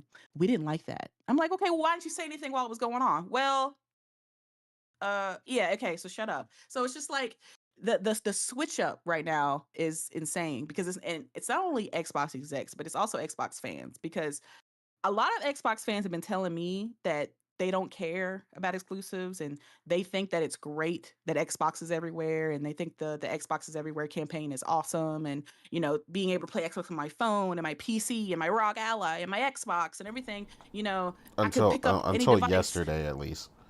Yeah. I could pick up any device and it's an Xbox. And now all of a sudden that again, people are leaving, Phil and Sarah are leaving, and now all of a sudden the quote unquote truth is coming out, and people are telling that, oh, I actually didn't like that. So why the hell were you saying otherwise for years?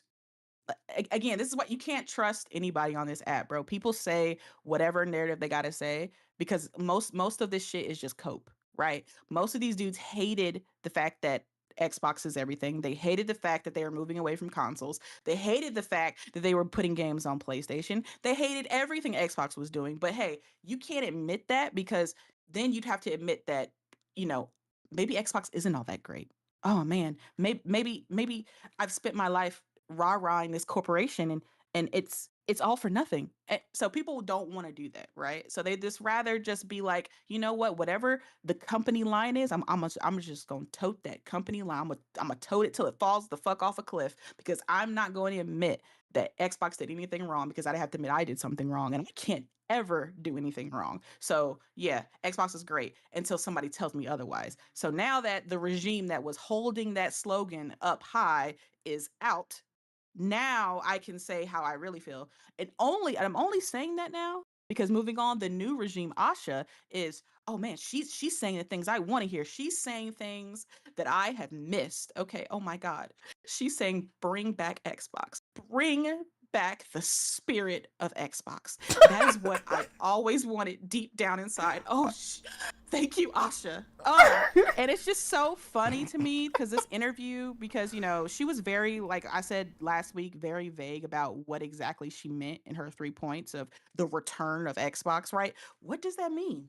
Huh? I mean, what does that mean? That is a great line. Whoever told her to say that, because that invokes emotions in people that have been pushing them deep down. Xbox fans have been pushing a lot of feelings deep down about how much they hate the shit that Phil and Sarah were implementing, but they couldn't say it because you got to tote the line. You can't say anything. But now here's this person saying the return. Oh my God, I can finally let that beast out. Oh my God, yes.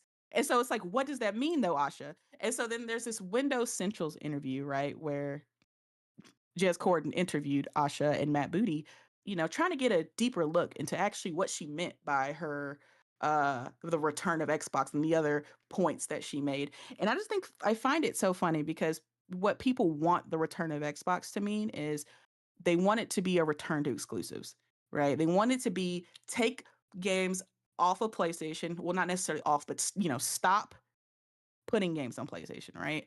Stop. Don't put Fable there. Don't put Forza there. State of Decay 3, Halo, Gears, all that, right? Don't put those games on PlayStation. Stop putting games on PlayStation. Keep it in the Xbox ecosystem. Return to what we used to have during the 360 days, right? Like, I don't think they're ever going to take games off of PC, but I don't know how they feel about that. I guess they're okay with the idea of PC. It's just we don't want it on PlayStation, right?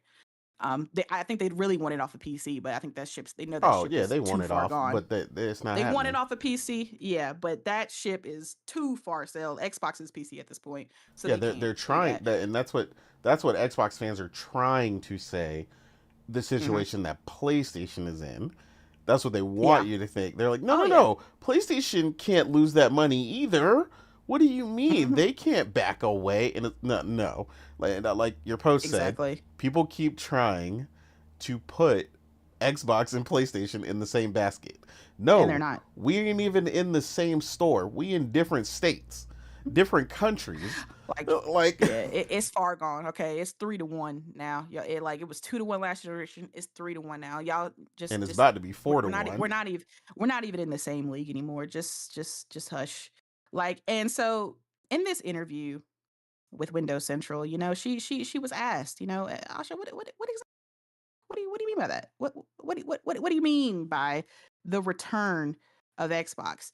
And she said something very interesting. I'm gonna quote it here. She says, I think that our core Xbox fans and players have invested up to 25 years of themselves in these universes and our console. I want to make sure that everybody knows I'm committed to Xbox, starting with the console. We're going to keep meeting players where they are. Okay. The world continues to evolve and change. We're going to make sure Xbox is a great place for developers and players. We want to invest in reducing the artificial divide between different types of devices that they want to use with us. I think that's going to mean a lot more investment in breaking down the barriers and helping developers build once and show up across different hardware experiences. For me, I believe Xbox starts with its fans and will grow from there. That's what I wanted to signal with the return to Xbox. Huh. So, she is saying she wants to meet players where they are, on the devices that they want to play on. Huh. The different type of devices, and she wants to reduce the artificial divide between the different devices. Huh. Well, I don't know, I'm just one person, okay? But to me, reading this, that sounds to me like she's pushing even more to different devices, including PlayStation and Switch. She's talking about reducing barriers, meeting players wherever the hell they are, right? She considers Xbox fans to be all people who play Xbox games, not just people who own the hardware. So, I mean, I know people are like championing this return to Xbox as some kind of idea that Xbox is going to go back to some semblance of exclusivity. But according to her own words, she's trying to meet players wherever the hell they are, whatever device they want to use. It sounded really like Phil. I don't know about y'all, but it sounded like what Phil was saying. We're gonna meet players where they are, and there's no barriers, and it doesn't matter. Wherever you want to play is where we want to meet you with our games. This shit is sounding just like Phil in damn near in 2025. Okay, 2024. I mean, I don't know how much better she could say it unless she just blatantly just says PlayStation, right? So it's doesn't seem like there's going to be a change in policy at all. But again, this is a new regime. And to be fair, she said, and also in this interview, along the lines of, she doesn't really know what to think of anything. Look, I'm gonna sum up the Windows Central interview for you. This is basically what she said. She was like, I don't really know what's going on with Xbox. I just started 2 days ago. I'm gonna look at the numbers, I'm gonna look at the books. We're gonna see what works and what doesn't, and we'll move on from there. That's basically what she said. She's like, I don't really know what the hell I'm doing. Not in terms of like, I don't know how to be a CEO, but she's like, I don't know what is going on with Xbox because I just started. So I have to look at the numbers. I have to look to see what is going on and what policies were enacted before me. So she has to look to see what Phil and what Sarah put in place, why they put it in place, if it's working, if it's not working. And when she determins what's good and what's not, that's when she's going to start making changes or keep things or tweak things. So basically it's a wait and see with Asha, which is fair. She's new to the job. I mean, that's what you would want somebody to do. You wouldn't want them to come in and just start changing shit willy-nilly without really, like what Nate said, without knowing what the hell they're doing there, right? You have to come in and you have to learn how these people are working, what is working, what's not working. Listen to the people that work for you and that have been working in this company for a long time. They know what works for them and what doesn't, and then use that feedback and implement it. Right? That's what you should be doing. So I mean, I'll give her that. She's backing off and just waiting and seeing and looking at the numbers. But in my opinion, after the wait and see period and when she looks through everything and she looks at the financials and everything, I think she's going to see PlayStation as a big revenue source for them. Okay. um it's too much money left on the table with PlayStation. All right, like they went running to PlayStation for a reason. All right, ABK was just too damn much, too damn much. It was too big of a stake for the company to take on. Okay, and they couldn't. They realized there's way too many IPs, way too much money going in and out, and we're not getting our money back for this shit. So we have to open up to platforms that have a higher gamer base than us. We have to go where the gamers are. All right. We have way too many IPs and we're losing way too much money to just keep it stagnant on Xbox and PC. We have to play. That's what I'm saying. This is why console sales matter, bro. PlayStation was too much of a force. Too many gamers sitting there with open wallets to not take advantage of, right? There's 90 million plus players that are sitting over there and you're not putting your games over there. They're just like, no, we can't. We have to open it up to PlayStation, right? So I don't think anything's going to change. Maybe they'll do some sort of policy like kind of what PlayStation has been doing with PC. Maybe they'll keep games off of PlayStation for 6 months to a year and then put them on there. Maybe they'll do something like that.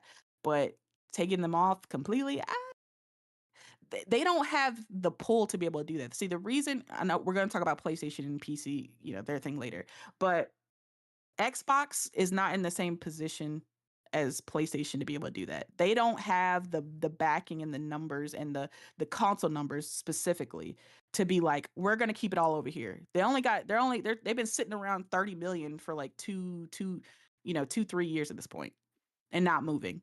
Okay. They don't have enough people to just say, oh, this is just for me. This is just for me. They don't. So they can't pull that off. They're not able to pull that off. They can't. So that's why I say it's not the same. But again, this whole situation I find funny because everybody loved Sarah Bond, Sarah Bond. She was they were calling her one of the three Valkyries. Xbox. They were cheering her on when she was the main one, fighting for ABK for Xbox. And they were cheering her on. Yeah, Sarah, do it for the people, do it for Xbox. They loved Sarah Bond until they didn't. Until they turned her into a scapegoat. They put her up there like Jesus and said, nah, man, you gotta die for your sins, Sarah. I'm sorry. It's a Absolutely. damn shame. It's a damn shame. I feel bad for her, but I mean, at the end of the day, she's got a golden parachute. She's gonna be fine in terms of like financially and finding a job. I'm sure she probably had a job before she even officially quit. Like, Yeah. they always do. They rotate executives all day. The C-suite rotates them in and out of different companies. They're set for life. Once you get to a certain level in the corporate world, you're essentially set for life. It doesn't matter what happens. But I just feel bad for her legacy. Like they just like tarnished it and said, we didn't really actually love you, Sarah. We faked that we did, but when push comes to shove, we will throw you under the bus if we have to. Um, yeah, it's a sad day, but we'll see what the future holds for Xbox. And people, like I said, they claim to be happy Sarah was gone, so we'll see if they're happy with that wish once Asha's whatever her Yeah. policies are when they get Exactly. implemented. We'll see if they're happy. We will see, because you gotta say be careful what you wish for. Yeah, But people talking about they're relieved. I'm like, are you sure about that? I'm like, she hasn't even done. Asha has not implemented anything. She hasn't said any. Like I'm saying, that's what I'm saying. That's how low some Xbox fans were. Like how down in the dumps. Because all it took was one memo, and they were like, "Oh my God, we are so back." Thank you, thank you, Asha. She's gonna save Xbox, please. Well, Jesus, help us. and I'm like like, you that's all said, it took. she like basically said the same PR double speak that they all say, and That's what I'm they saying. were just like, oh All my all god, they I had to don't know do. they're like, what does that mean? And they're just like, I don't know what it means, but it's provocative and it gets the people going. And it Like, gets the people going.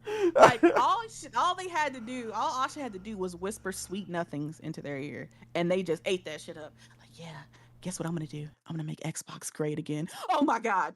Oh, Asha, thank you. Oh Jesus, yes, this is what we've been missing. Oh my God, thank you. This is what I've been saying. Okay, this is what I have been feeling deep down inside. Okay, the rest of these executives have no fucking idea how to run Xbox. Okay, this is exactly what we need. We need the return of exclusives. Okay, fuck those ponies, Asha. Please, please stop. They keep having the one up on me, and I don't like it. Please, please. Now they're talking about possibly pulling their exclusives off of PC. My God, Asha, stop them, please. Dear God, I can't do this anymore. I can't go another generation with them just dunking on me. Stop it, Asha. Damn it.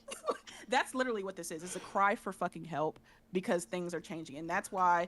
Again, we're gonna talk about this topic later, but the PC PlayStation thing is just another just last straw for them, because now I can't even have that. If we're gonna have a PC and I can't even have their fucking exclusives, what is the point, Asha? Please, like please don't continue this regime where you're putting their games or our games over there and we're not getting shit. That is not fair. That's not fair. Okay, I freaking need Dustin this. Laguerre. Bruh, you got fucking Destin like low key threatening. Okay. If they PlayStation pulls their games off of PC, what if Xbox does the same? I'm like, sir, are you in any position to threaten anybody with games? Like I didn't know Destin was running Xbox over here. Like, oh, you pull games away, they might do the same. Then again, Xbox and PlayStation are not in the same position. Okay, PlayStation is in the advantage position where they can do that. Okay, Xbox is not. You can't go from the bottom and think you have the momentum to threaten. You don't. Okay, you can't threaten from a position of losing. That doesn't. You have to be in a winning advantage state to be able to threaten to take something away. Okay, you can't be like, we're losing the war. Okay, well, how about this? What if I send the rest of my army to the other country? Then I'm like, well, you're already losing, so that's not going to help you. Like, what that that's not doing anything. Who cares? Yeah. Like that, Destin sometimes forget they have to pretend they're not Xbox employees. Exactly, like the fanboy, that they claim they're not, but that fanboy, it peaks out every once in a while when PlayStation's just doing too good, when their news is too advantageous to PlayStation fans. We just no, I can't, like the programming starts to freak out and the wiring is just like starts getting crossed and like, wait a minute, wait, oh fuck, and that's when the fanboy comes out and they gotta push him back down, like, that's not what I meant.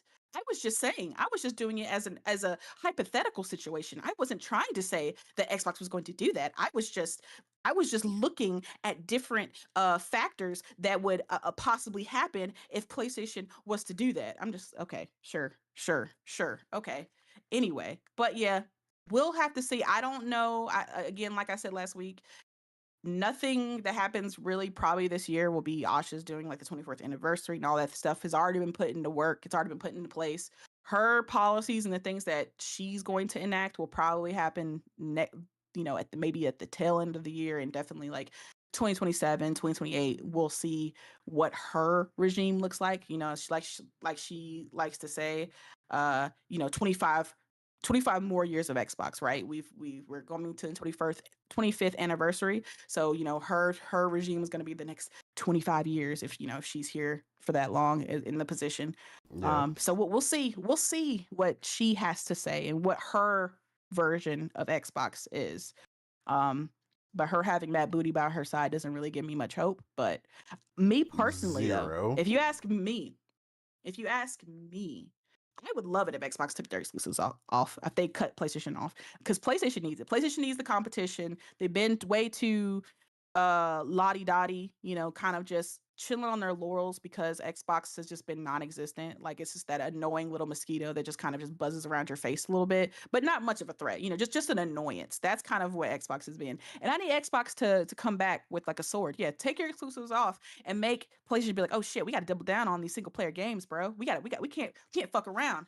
Okay, Xbox is, they're pumping out RPGs and all this kind of shit. Like good ones, please, Xbox, because you can't just take shit off and then the shit be mediocre. Okay, I need you to actually make genre defying and uh game of the year candidates, please. But if they do that, like please, absolutely take them off because I want that competition. Competition is, regardless what people say, competition is good for the industry. It's healthy. It keeps gamers happy because it makes the executives actually have to work. It forces them to work for our money, right? They have to put out the best product in order to get the money from us, which just which helps make creativity thrive. And we get new IPs, we get new ideas. That's what the PlayStation 4 generation was born out of: new ideas, new IPs, out of a generation before where they kind of got their ass almost handed to them, and they couldn't do that shit no more. They're like, oh fuck, we got to double down, and they didn't fucking play around with PS4. So I need Microsoft to do the same. So if you're going to bring in this whole idea of the return of Xbox and take exclusive off of PlayStation, best of luck to you. I personally would stamp approval of that. I just don't think that, while I think that would be good for PlayStation in the short term, I think that would be unhealthy for Xbox in the long term because they'd probably end up just, not having enough support with just the pool of players that they have currently. But yeah, we shall see what happens with Xbox. Yeah, no, I agree. Yeah, they can't. They have to play that very carefully. Yeah. Just because, like you said, they can't afford to lose too much revenue. It definitely can never happen with COD. I mean, PlayStation for the longest has been like 70% or more of Call of Duty's revenue. Yeah. Like, there's no way. PlayStation literally saved Call of Duty because what they say, like, it was like 80 to 90% of the revenue for Call of Duty. Not this one because this one was trash, but the one before that was PlayStation. But you're telling me they're gonna take that off? Like 86 their or biggest 87%. IP. This is like the IP that's keeping essentially Xbox afloat right now, and it's the one being bought most on their competitors' platform. So I mean, take with that information what you will. Pretty much, yeah. It's I don't know. This whole thing has been interesting, just from the standpoint of watching how the people who swore, like, so many different things were going on, and then this just like blindsided all of them, and now they're just I don't know exclusives. It's like you said, it hit like the factory reset button, and they're like, oh, fuck. Oh, wait, I can't say exclusives are good, but wait, I want exclusives. Oh shit. Oh wait, no, wait, exclusives bad. Oh wait, no, wait, I want them. Fuck. Like it's just they're having this internal battle where they can't even justify their own actions. Exactly, not like that. I didn't mean it like that. Not like that. Exactly. Yeah, it's very rules for thee, not for me. Behavior going on right now from a lot of these guys. That's pretty funny. Um, but yeah, Omar. I know everybody said a lot. But anything you want to add? Really? I know you jumped in. I didn't hear a single word. Okay, so yeah. What Possible? can I say? Can you hear me? No. Yeah, we can hear you, Omar. No, make sure that. Okay, so fuck you, Wib. We have enough technical difficulty for you to fake one. But yeah, what can I say? We all knew Sarabon was gonna take the fall for this one. Morgan said it. We've said it. To me, it's like they love Phil Spencer too much to believe anyone else. They literally worship him. So I am absolutely not surprised that they gave Phil Spencer all the leeway while Sarah Bond is literally kept to the curb. And for the people that want to claim, oh yeah, no, this is all Sarah fault, like, Phil Spencer, Satya, they literally created this vision before Sarah Bond even joined. And they want to still blame Sarah. Sarah literally following orders from Satya. So you're telling me neither Phil neither Satya had the ability to tell Saraband to stop? Since when is Saraband the CEO of Microsoft? I didn't get that memo. So it's absurd. And again, Lucy coming out of woodwork for an extra payday and showcasing again how gullible Xbox fanboys are. It's it's laughable. Slay Queen, these stupid comments like they can't even think for themselves. Like you are such a sucker. Where have Lucy been? She have her own job working. Have not mentioned anything about Xbox up until Asha, what you call it, joined. And now for Asha, gee, I wonder who is going to be a gamer. Someone that's involved with AI or actual gaming. Okay, yeah. No, so to me this feels like a 360. Not 360. The other one. But instead of TV is now going to be AI. So we're gonna wait and see. Oh yeah, do you guys know why they are worshipping Tasha right now? Because they literally want what rumored PlayStation to be doing, making the game exclusive again. Because that's literally all they are wishing for. They never wanted exclusivity to be gone, but they had to eat it because of Phil Spencer. But now that there's a new person, they are all of a sudden full back to exclusives are important.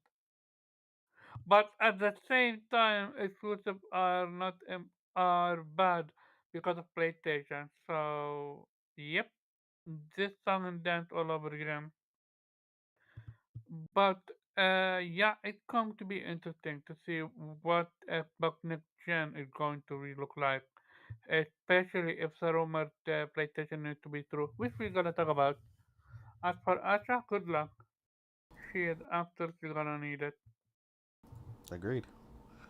Um, so yeah, well, that's it for that one.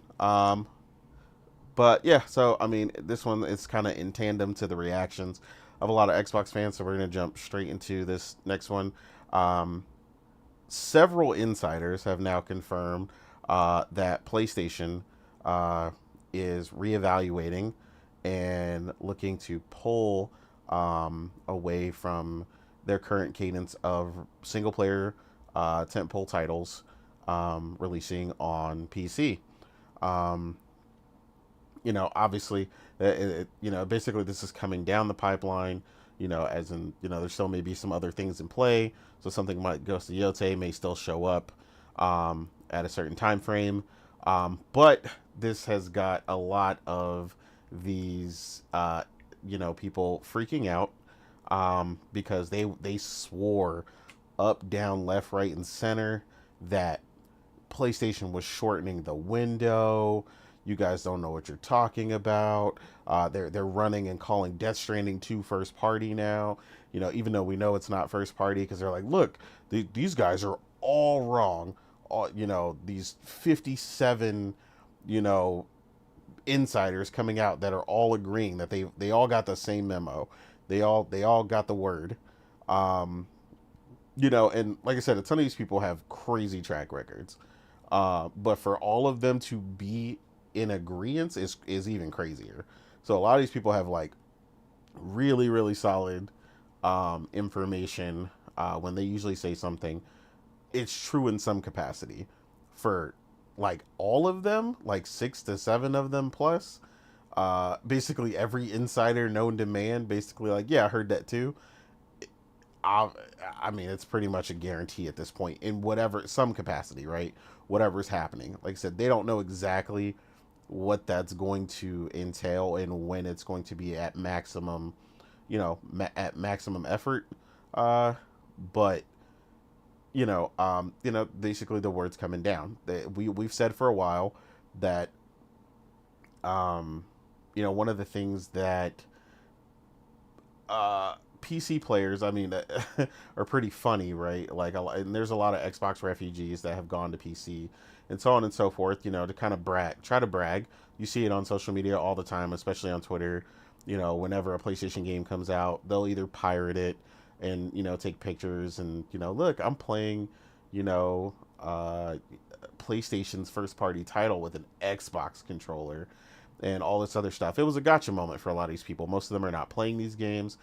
They ultimately don't really care, but it's a gotcha because, well, their games now more than ever are not only on PC, which they have been for a while, but they are also coming to PlayStation in droves, and the support is undeniable, right?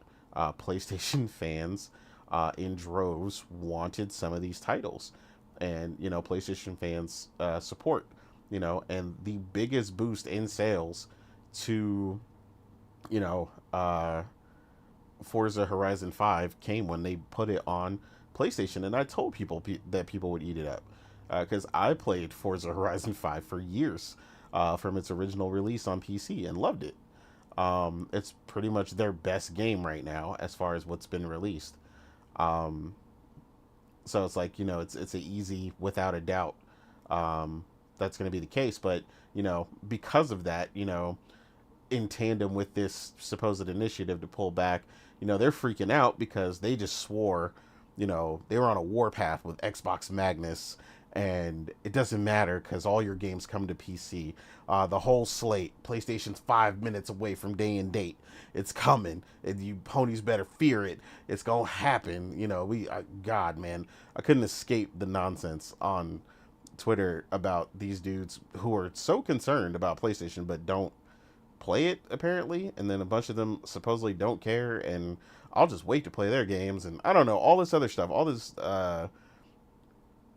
this just white noise they're generating to try and cope publicly rather than just focusing on playing games, which is a whole nother thing about that I spoke about the other day when I was in Thrifty's Discord. Just the amount of imposters out here who really are not gamers ultimately, and 2 seconds on a lot of these people's profiles will show you they spend a lot of time not gaming, if they game at all. But yeah, this makes complete sense to me personally. I stated that honestly I just thought it was just damaging PlayStation's brand. I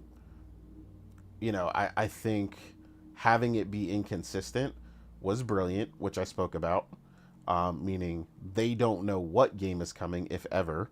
The same way that Demon Souls hasn't showed up, Astrobot, Gran Turismo 7, um, so on and so forth, have not gone to PC. So, like, they don't know what's coming, right? And then they try to gauge things by, like, partnerships, like Death Stranding 2 with Hideo Kojima. And they're like, ooh, this means, even though, it came in the same time frame as Death Stranding 1, for the record, to PC. But again, like I said, a lot of these people have no real interest in having genuine conversations about what's going on. And to me, honestly, I think this is the best thing for PlayStation. They needed to pull back. They need to refocus, um, because not just this initiative, but like I said, I've talked about PlayStation spreading themselves a little too thin, spending way too much money on the live service initiative, um, and having some of their core studios work on those just to get that those items canceled out, right? Naughty Dog put a ton of time, several years, into the development of factions, and for that not to see the light of day in any capacity. And they'll likely launch uh, Intergalactic, uh, slightly before um, the PlayStation 6 eventually starts getting talked about. Um, and then Sony Bend is definitely not going to release anything this generation either, after having their live service game canceled. Um, you know, to me, that was a big waste. Um, you know, I've never really wanted a sequel for something so bad, uh, just off the fact of just not wasting time. So for them, as far as uh, like they could have done a world better for PlayStation just doing Days Gone 2. So ultimately that guy that was the head of the studio, he was right. Should have just did Days Gone 2. Um, Can but you yeah, imagine they'd gone to with all the what you call it learning they have done with day one and a better story, better gameplay, and everything in between? Yeah, Like, imagine it. Instead of 25 FPS, it'd be like 48 FPS. Yeah. I Frames mean, gone yeah, too. hey, it framed come, but let's give it a buck. Date Gone should have never been on the PS4. It should have always been on PS5. It was way too ambitious for the PS4. Man, the PS4 had plenty of games just as ambitious. Ben was just over there, they were just a little uh Inexperienced, no, inexperienced. yeah, and just Come on. they No, felt the need to rush the game out. Like it was a lot of things going on with Ben Studio. Like I'm not blaming the PS4 for that. That was on them.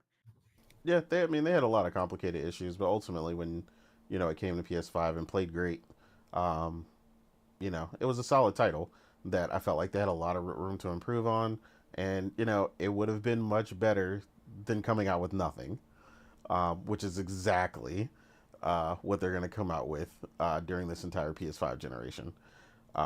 So that's like I said, a lot of big missteps there. Um, but yeah, like I said, this makes perfect sense. You know, if you look in the streets, PC guys swear this is the big mistake. PlayStation can't do this to us, and I don't know. The crying is just legendary on my timeline right now. Like people trying to use one-off examples of things that are not even changing. Like they're like, but look at Helldivers, and I'm like, yeah, it's a live service game. That's not changing. Those will still launch and they'll still be there. Those are the titles y'all like. That's the title they. It's funny, they don't even realize they're proving the point by talking about Helldivers and how much it sold. And it's like, we always said you guys would go crazy over those games, which is why we said we believe that all their live service titles should be multi-platform. Like, duh. Like they're literally proving the point by like trying to point out these one-off examples. Um, but the majority of the sales for PlayStation, just don't really go. They just don't go on to sell all that much, despite all these people claiming, "Oh, I'll just wait and I'll purchase it there." It's not to say no one's purchasing it there, right? Because someone is, right? They're selling okay.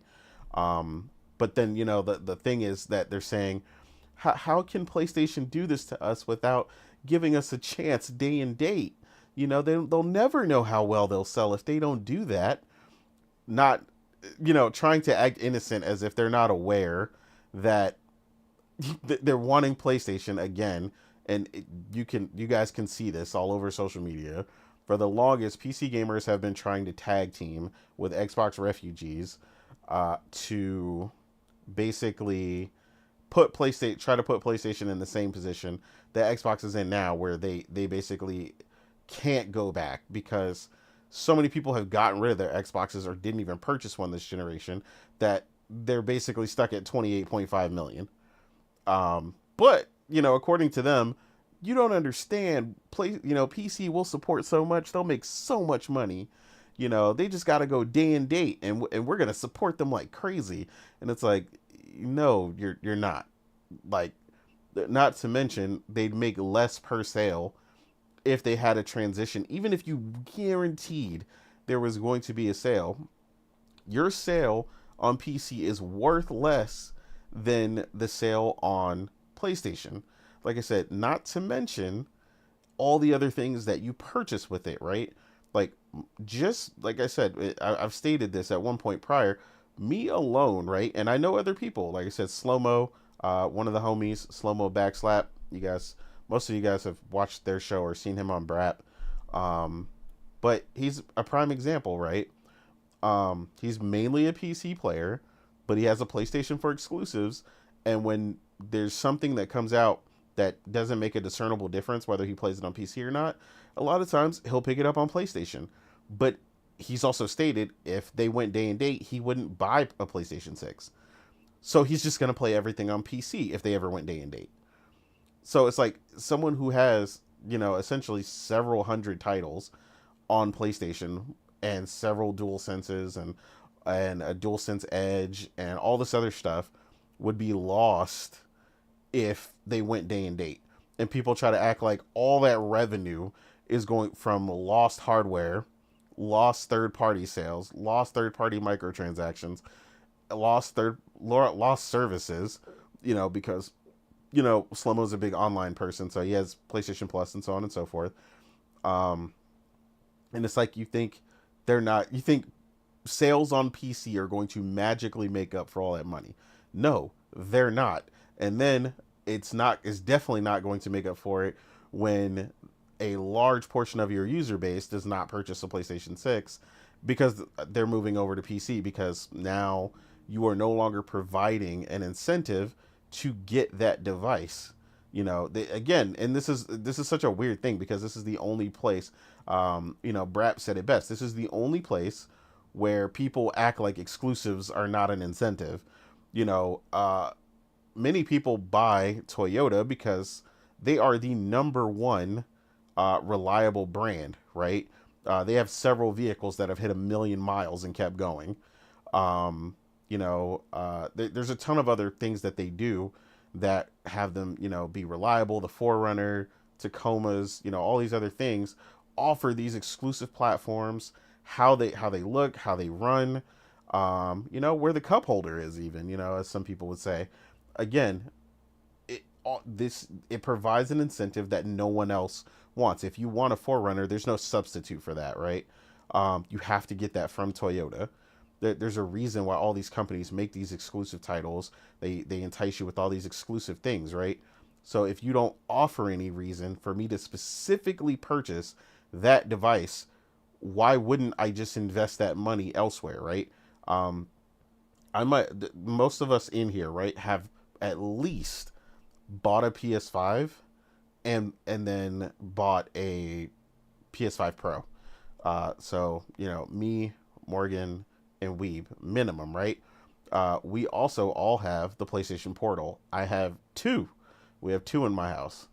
And then since the launch, we have had 2 PS5s, 2 PS5 Pros, and then also got one for my nieces and nephews. So technically I've purchased 3 PS5s and 2 PS5 Pros in this house. you know how many game sales you would need on PC to make up that kind of money? And we also have like 6 DualSense controllers and a white and a black DualSense Edge and PSVR 2. Like, and I've had PlayStation Plus consistently, literally since the device came out and all through during the PS4 generation. So again, you think a sale, what kind of sales are gonna make up for all that money I spent that don't even have nothing to do with my library, of which is about to approach over 800 games, by the way. And again, I am someone who games on PC, and I'm not new to PC like a lot of these scrubs. Let's keep it 100. I've been gaming on PC since the 90s, and I've always had a PC and gamed on PC. And like I said, I've had since PlayStation existed, 30 plus year relationship with them. But yeah, I'm not going to continue to invest in the platform if they don't offer me the reason why I came to them in the first place. They offer a great experience, but games developed from the ground up that, cannot be obtained anywhere else, whether timed or not, right? Preferably fully exclusive, because I just think it has a certain thing to it where that camaraderie inside of being a PlayStation first party studio, that pipeline, the way they share internal data, all these things are important about how they cultivate, how these studios are able to be a cut above the rest when it comes to developing for their platform. That's what you're supposed to do. You're supposed to lead by example and show, hey, third party, this is what our system is capable of, and show consumers this is why you want a PlayStation.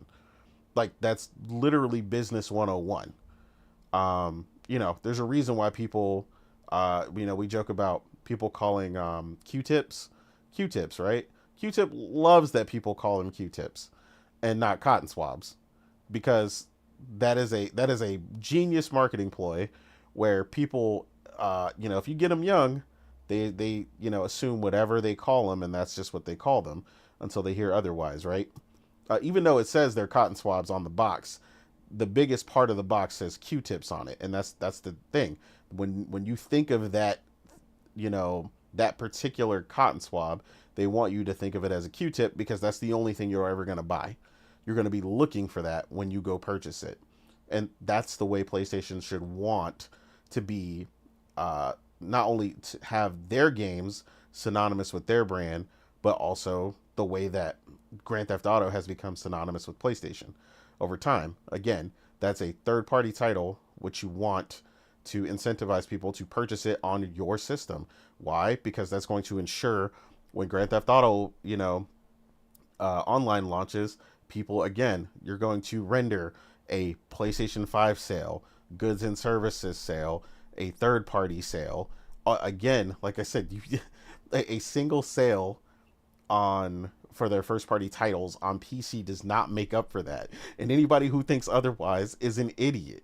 Like, the numbers literally do not lie.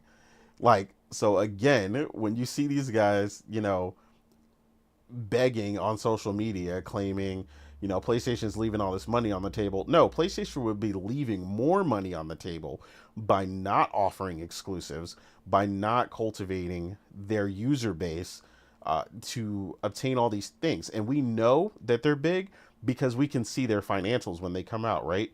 Goods and services, hardware. We see accessories. They're like they're like constantly the number one accessory, on Amazon and a bunch of other places, right? And it's high on their revenue for a reason. Again, constantly offer me a reason to invest in your platform, and you will get sales in a multitude of ways and guarantee a multitude of revenue sources from a single person. That is the ideal customer that you want. So when PlayStation says they're pulling back, that is one of the smartest things they've said in a long time. You should be pulling back because ultimately what's happening, whether people are doing it or not, you're getting minuscule sales when releasing your titles. Shortening the window does you no favors. And like I said, you're getting a large portion of those titles simply pirated because they have no DRM. You can literally just download PlayStation games 5 minutes after they're released on PC. And it's you don't they're not even cracked. They just don't have no DRM. It's a mess when they release on PC. It is just really bad. But again, PC guys would have you believe they're leaving a metric ton, this Saturn size amount of money on the table by not catering to them. And it's like, no, they should not cater to you. They're not, you're not, their consumer ultimately, right? As far as, driving their main source of revenue. So yeah, I think PlayStation is smart to do that. We'll see what happens. We'll see when that initiative fully takes place. But there's fear in the streets. You can smell the fear, from these individuals by the way a lot of them are reacting. I've never seen some of these accounts talk about PlayStation so much in their lives. Like, all these people that swore they don't care about PlayStation. PlayStation don't matter. Why would I buy a whole system for one game? Blah blah. But for the last couple days, they can't stop talking about it since all this information came out, especially because it came from, like I said, so many credible sources. So initially it was just Jason Schreier, and then pretty much every known insider reiterated and doubled down that this is 100% happening. So like I said, we don't know the exact timing for this stuff or what it ultimately entails. Is Ghost of Yotei just gonna start there and nothing else is coming? Or is it a little bit further out and it's a couple other titles first party specifically, because again, people keep bringing up like, oh, Kana's coming to PC and Phantom Blade Zero and Death Stranding 2. And again, this is what I mean by disingenuous arguments, right? People can't even get the facts straight or keep in mind what's first party and what's not. In an attempt to placate their feelings of this happening, right? Because they're so afraid this happening. But let them tell you, they don't care. PlayStation doesn't matter. So it shouldn't be a big deal, right?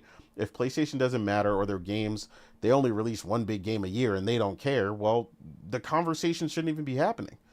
But constantly on some of these profiles, all I see is complaining, and crying about how PlayStation can't do this to us, in not that specific phrase, but essentially that's what they're crying about.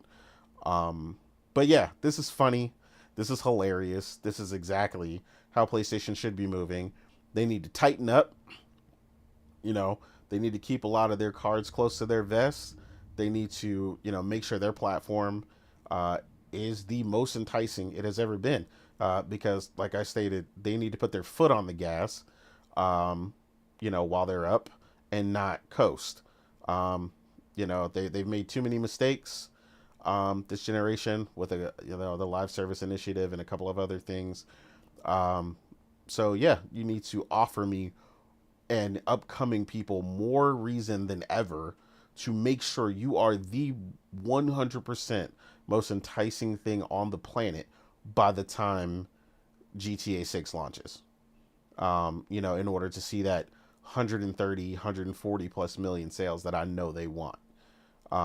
So yeah, we'll see what happens with this. It's been interesting. The conversation has been more so than anything hilariously entertaining on social media, as Dustin threatens for Xbox to remove games from PlayStation, as if PlayStation fans needed that or something. Like it wasn't just like an additive out of nowhere. Like that's like a super recent venture. So I thought that was pretty hilarious that Dustin trying to threaten as if he's on the team. Yeah, my guy thinks he's one of the team over there. What if Xbox just rips everything off of PlayStation? Like you guys said that before, and it everything just started coming to PlayStation. So did he forget that? I mean, he shouldn't forget that because he's on it. So that's also a pretty funny thing. And then they're always shocked when people like me are like, well, it's not going to affect me at all because I also play on PC. So, and you're not pulling away from PC, so that's not happening. Which they always get hurt over when they realize, you actually do have the PC that you say you do. So that's a whole nother thing. It's just too funny all around. Um, but Morgan, how are you feeling about PlayStation's new initiative, which is basically all but been confirmed? Because, like I said, pretty much every insider on the planet that has any sort of credibility has co-signed this. So,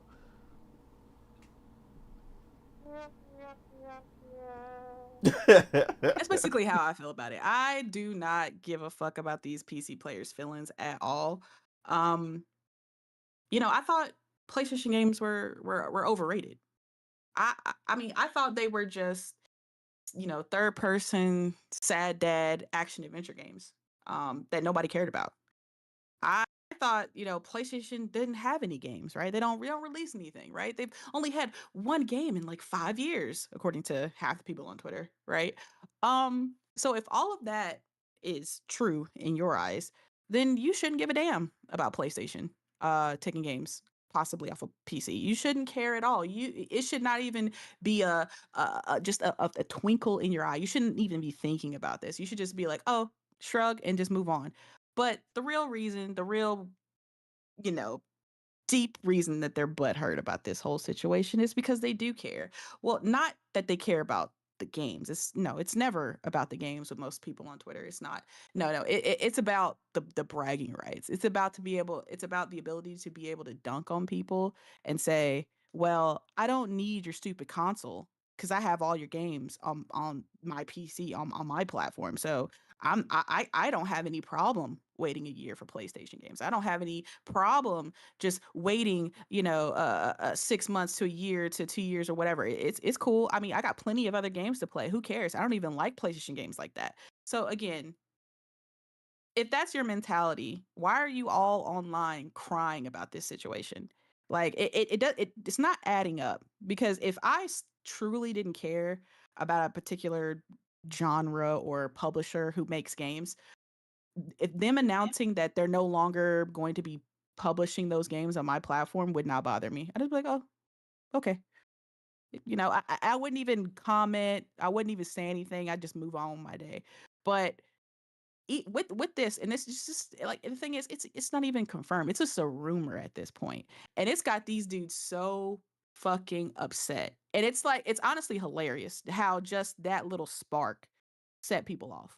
Like they were like you said out in droves all online crying about this situation. Like but but PlayStation makes so much money off of PC. Why would they do this? And I'm just like, wait a minute.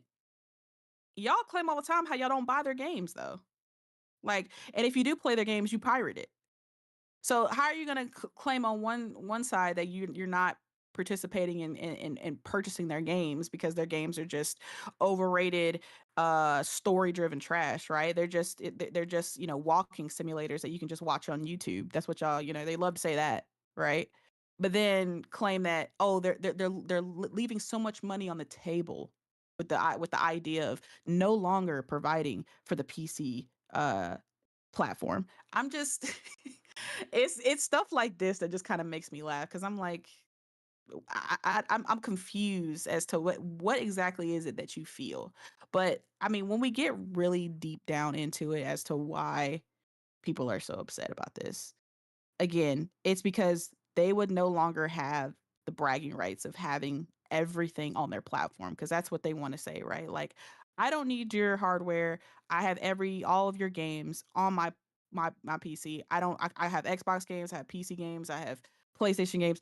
I have everything, right? And now you're taking that away.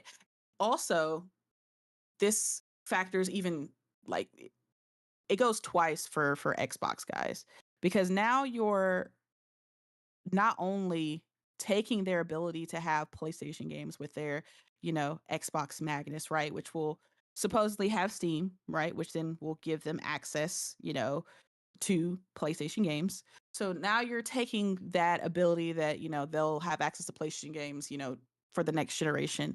But you're also reinforcing what they probably already know deep down inside. And that's that the decisions Xbox have been making have been terrible. They have not been correct. They've been doing nothing but damaging the Xbox brand, right? Because for a lot of Xbox content creators, they were okay with the idea of Xbox moving multi-platform as far as like PC. And then, at first they were a little hurt, a little quote unquote hurt about the idea of Xbox games being on PlayStation, but then they sucked it up because hey, it's where the industry is headed, right? That was always the term. That's where the industry is going. It's not an Xbox problem. It's not that Xbox is failing. It's not that they're not selling enough. It's not that their content isn't good enough. It's just that the industry is headed into more of a multi-platform centric ideal, right? That is why Xbox is doing this. And look over there. Look at PlayStation. See, they're doing the same thing. They're putting their games on PC too, right? They sold all those consoles, but look, they're still coming to PC. See, it's not just Xbox. Everybody. See, even the market leader has to do it. So don't worry, Xbox guys. It's not Xbox. It's everyone. And so now that the possibility, right? Because again, nothing's confirmed yet, but the possibility that, oh my God, PlayStation might pull the plug on their PC initiative. Oh my God, that means that it's not an industry thing. Oh my God, Xbox has been multi-platform because they suck. Oh my God, that is the ideal that is like carving into their heads right now. That's why they're getting so upset. They're like, we no longer have PlayStation to be the scapegoat of an example as to why Xbox is doing this. See, if the market leader does it, PlayStation, it's okay. That's why Xbox is, see, everybody's doing it. Everybody's doing it. So it's okay. But now that PlayStation could possibly no longer be supporting PC, honestly, I don't know how good that is for a lot of the Xbox fanboys' mental health, because I think this will drive them insane. Actually, they'll be pulling out their hair about this, because when we have seen, when the idea of Xbox Magnus came out and the rumor of Steam being, the big pull for it, like that's the big thing of what's going to have Steam, it's going to have Epic, it's going to be a PC hybrid, right? When that idea came out, the only thing that they ever talked about was playing PlayStation games on it. Like they weren't talking about, oh man, look at the possibilities with Steam and the access to PC games. Oh, I could play my Xbox games at maybe like a higher fidelity. Maybe we'll get some FSR and some upscaling tech. Maybe there'll be some new things that we could do with Xbox and its compatibility. Oh, I wonder what the new controller for it will be. Nothing of that. No, nothing of what Xbox could do to improve with this next generation console. No. The moment that news came out, the only thing they could talk about was the possibility of playing PlayStation games on it, right? Because again, a lot of Xbox fanboys, okay, their whole identity rides around, we got to get those guys back for hurting our feelings during PS4, right? We had to sit by and watch PlayStation have all these great exclusives, watch their numbers go up, watch everybody talk about their games, while nobody talked about Xbox and how Xbox was losing and it was trash and they had no games. And, at the start of Xbox Series generation, we had hope that this would turn around. They showed the showcase of all these amazing games coming down Xbox's pipeline. Oh my God, Xbox bought Bethesda. Oh snap, we got so many studios, we have so many IPs now. It's gonna be our generation this time. We're gonna have exclusives. Rah rah. Oh my God, they're going after Activision. We're gonna have freaking Call of Duty. We're gonna be the biggest publisher in the world, man. This is gonna hurt those ponies. And then boom, oh my God, we're going multi-platform. Fuck. Okay. Well, you know what? It's okay. Look, PlayStation went to PC too. It's okay. It's okay. The industry is going that way. And soon enough, PlayStation will be day and date on PC. Okay. You can count your days. That gap is getting smaller. Okay. It went from like 3 years to like 2, and then 1, and then 6 months. So it's okay. It's okay, because as soon, next generation, we're going to have everything, bro. It won't even be up to them, because we'll have Steam and we'll have access to every single game they have. So it doesn't matter that they have our games day and date, because we'll have their games too. And so now the possibility that is not a reality is making some of these dudes crash out. Okay. And again, it's just, Jason Schreier coming out, and Jason Schreier has a great track record. I don't even remember the last time he was wrong. But still, nothing's confirmed. And his wording was, they are reevaluating, their stance on PC. So that could mean many things, right? It could just mean like maybe the window's getting longer, or maybe it'll be less games, or more they'll be more select about which games they put on there, or it could just be we're done with PC, right? Unless it's live service, right? There's many ways they could take this, right? But with with the idea of it being gone, like just done, them cutting off the supply, the water supply, um it's just got dudes crashing out. But it's not about having access to the game. It's just about them saying they have access to the game, right? Them being able to just hold that over people's heads and being like, I have the best system possible because it'll have access to everyone, even though I probably won't buy it. I won't buy your game. I won't say, I won't play it, or I'll buy it and I'll take a couple screenshots and say, look, I'm playing the God of War trilogy remake with an Xbox controller. That's what it's about, right? Capturing those screenshots and saying, look, it's a gotcha, right? Uh, so to me, with this PC, this idea that PlayStation is moving away from PC, personally, I think it's a good thing, right? I don't think that PlayStation has made that much money when it comes to PC, right? We look at their financials that they disclose when it comes to PC, and they made like what 1.5 billion or something in like the last 3 or 4 years with their PC initiative. Over And when you over compare over that, time, it accounts for about 1.8% of their revenue spread yeah, out that's over what I was five about to say. years. So when you look at it, it's a very, very small percentage of what they get, right? Compared to, selling games directly on PlayStation, right? And then you look at the games that are, you break down that number and see, what are the games that are selling on PC and what games are not, right? Now, when people like to, like you said, point out certain examples of games that do very well on PC, PlayStation games. And it's people pointing out, well, look, Horizon Zero Dawn so well, like Days Gone so well. And it's like those were the first games that launched on PC from PlayStation, right? Like Shinobi said, it was about the novelty of it. Like, oh my God, there's a PlayStation game on PC. That's never been a thing before. I have to get it, right? It's just, Yeah, I have to see I how it saw that is. sentiment where people were just like, Yeah. I gotta have it. That I gotta have it. I Look at gotta me. try it out. Let me see how it looks on my PC. It's a PlayStation game. Oh, this is something we have never seen, right? So people bought it just out of the cool idea that, oh my God, it's a Or PlayStation game yeah, on or PC, right? out of spite, Hey, look, Oh yeah, I out of made a spite. the amount of people that had a hey all the PlayStation games. I made a category so I can see all your PlayStation games on my Steam list. Like, Yeah. oh, And okay. then you have, and that I think those sold like 1 million or 1.5 million. But then you could just look at the trend. Like the more the games that released that they put on PC, the less and less they sold, right?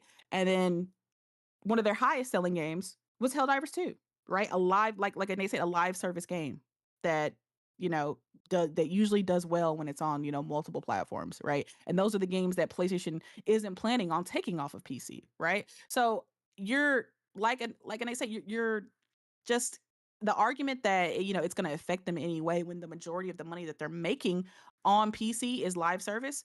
It's against their argument because the live service is not moving, right? It's the single player action narrative adventure games that y'all claim are overrated and trash that you don't play and don't want.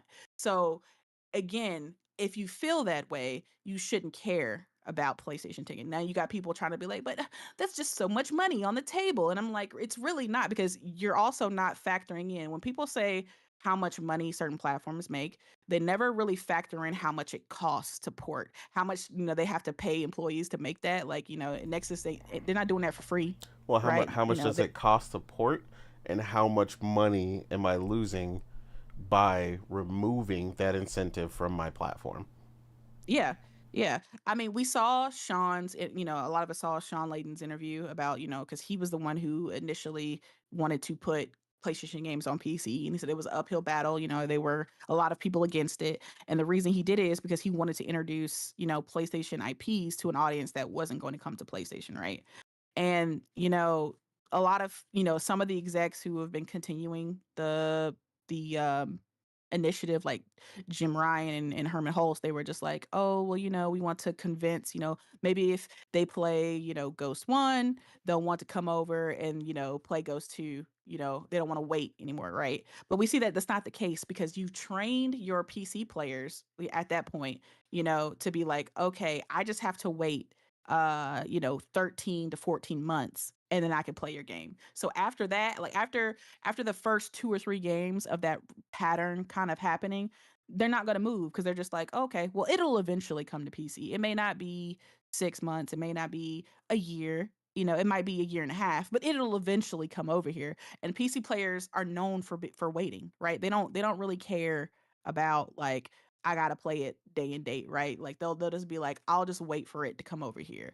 And so the whole idea of trying to get people to come from PC to come over to PS5, it works, sure, some of the time, but the majority aren't gonna move because at that point they just know it'll come onto their platform eventually at some point, right?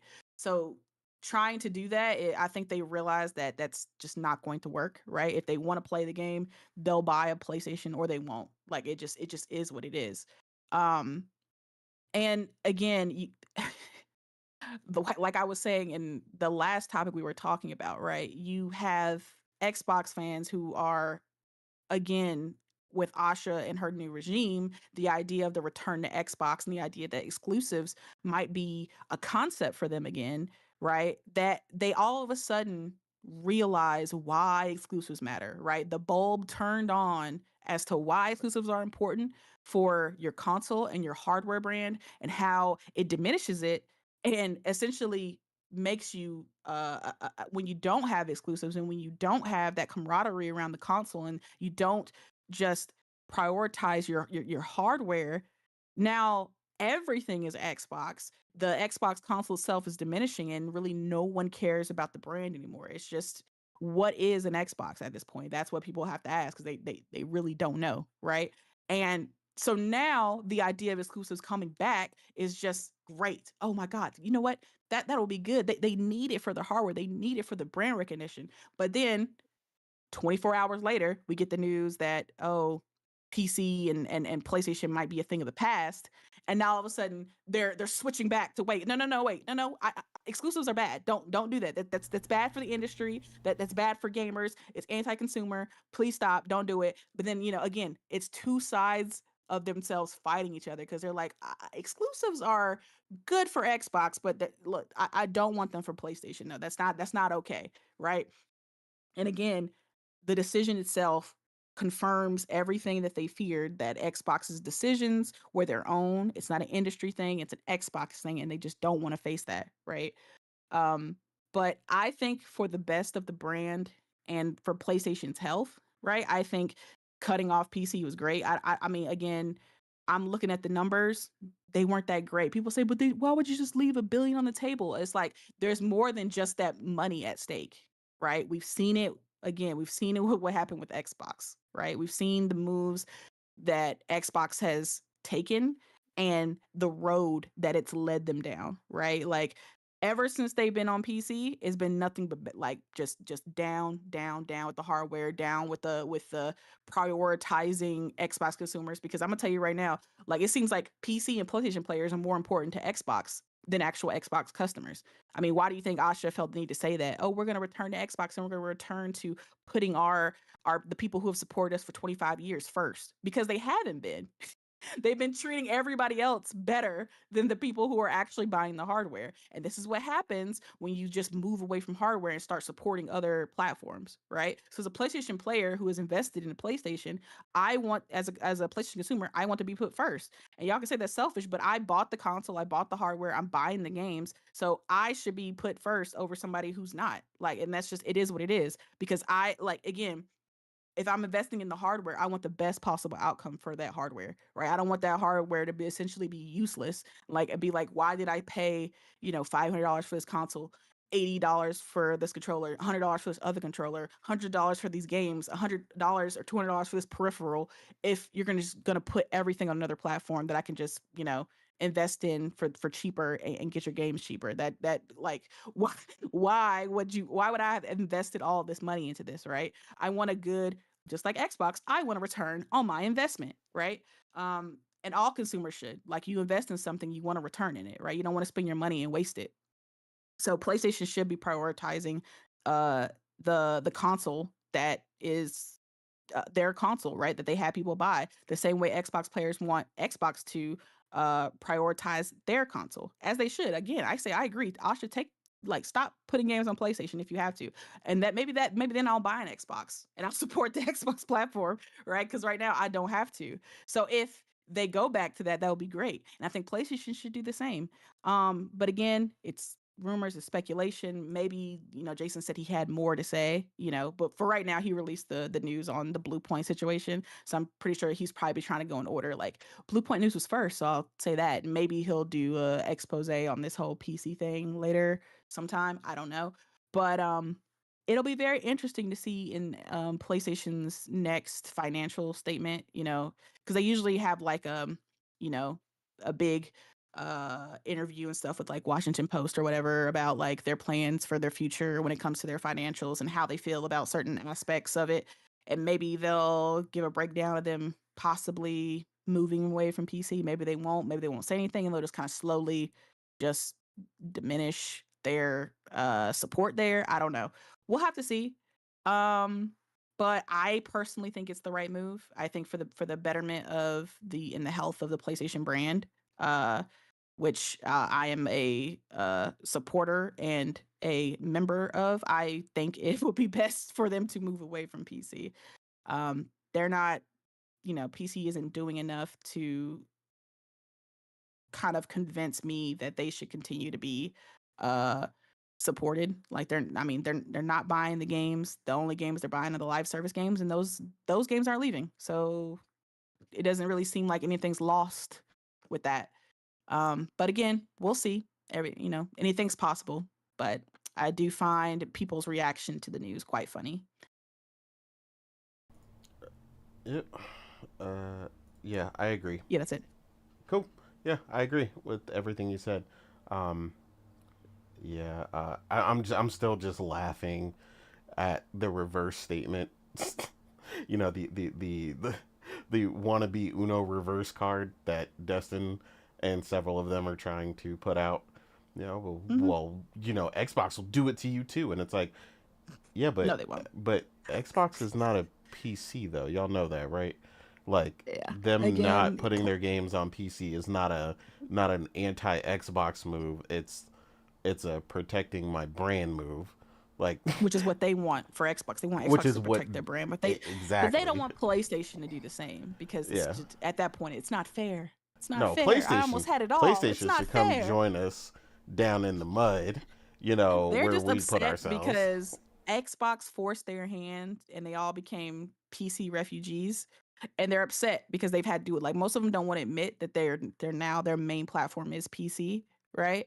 And that they've moved to PC because why? Like, if you loved Xbox, why did you move? Because you realize that the preferred platform for Xbox is PC. That is where they are prioritizing their customers. PC. You're paying less for everything over there. Like, and you're getting all the same perks. Even your Game Pass subscription is half the price for the PC guys versus the console. They just don't care about the console owners like that anymore. So you moved to the platform where they're actually giving you the customer service and that you feel like you deserve. So, but you want PlayStation to do the exact same thing so that they can join you too, because what misery loves company, right? So if I can't have better, I want you to have worse, like me. That's what that's the mentality that they have. It's like, if I can't get my old Xbox back, then you need to kind of join the misery that I'm feeling. You need to come over here with PC with me, where I had to run away to because Xbox didn't prioritize me as a customer. So I had to come to PC. So you should have to come to PC too. Yeah, I mean, that's essentially what they're saying. You should have to join me, and I should, now that I'm on PC, I deserve to keep getting your games. Yeah, yeah, Uh-huh. and stuff. You know. But no, What no was the real first good thing they argument did why. when they had when the ROG Ally released and they were testing games on it? What were the first games that Xbox players were playing on it? Oh, look how Spider-Man runs on the Xbox Ally. It's Spider-Man on my Xbox. Oh, look. It's Horizon on my Xbox. It's The Last of Us on my Xbox. That was the Dustin whole. literally They didn't had an try and entire list of things that was installed that were literally his all thing. PlayStation. His whole video where he was, giving a review of the ROG Ally X was literally just reviews, and the whole review was just him playing PlayStation games. Like, he had Spider-Man up there, he had The Last of Us up there, and I think he had like God of War up there. Hmm. And that he didn't. There was no Xbox game in that entire review when he was talking about how well it plays and stuff like that. Like, I was just laughing because I'm like, that's literally what this is about. It's literally about, I just want to be able to brag that I can access your games. That's that's it. Yeah, essentially. And it's just so funny to watch them freak out that the notion that they just won't have that.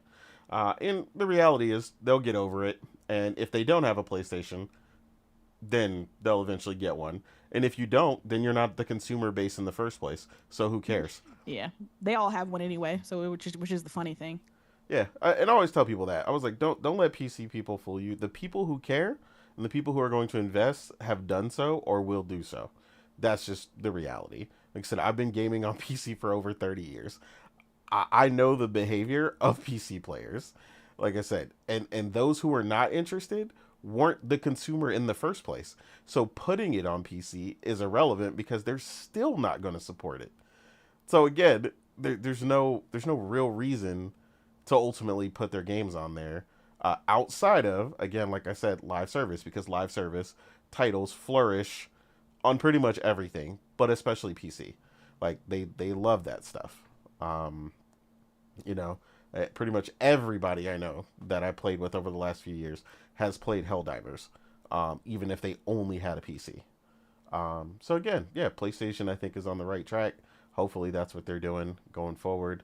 Continuing to support their brand.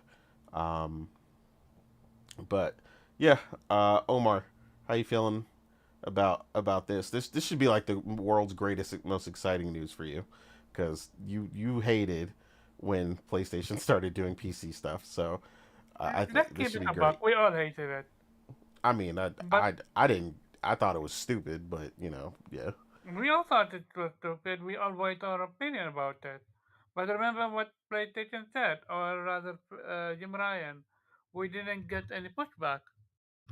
So, what changed?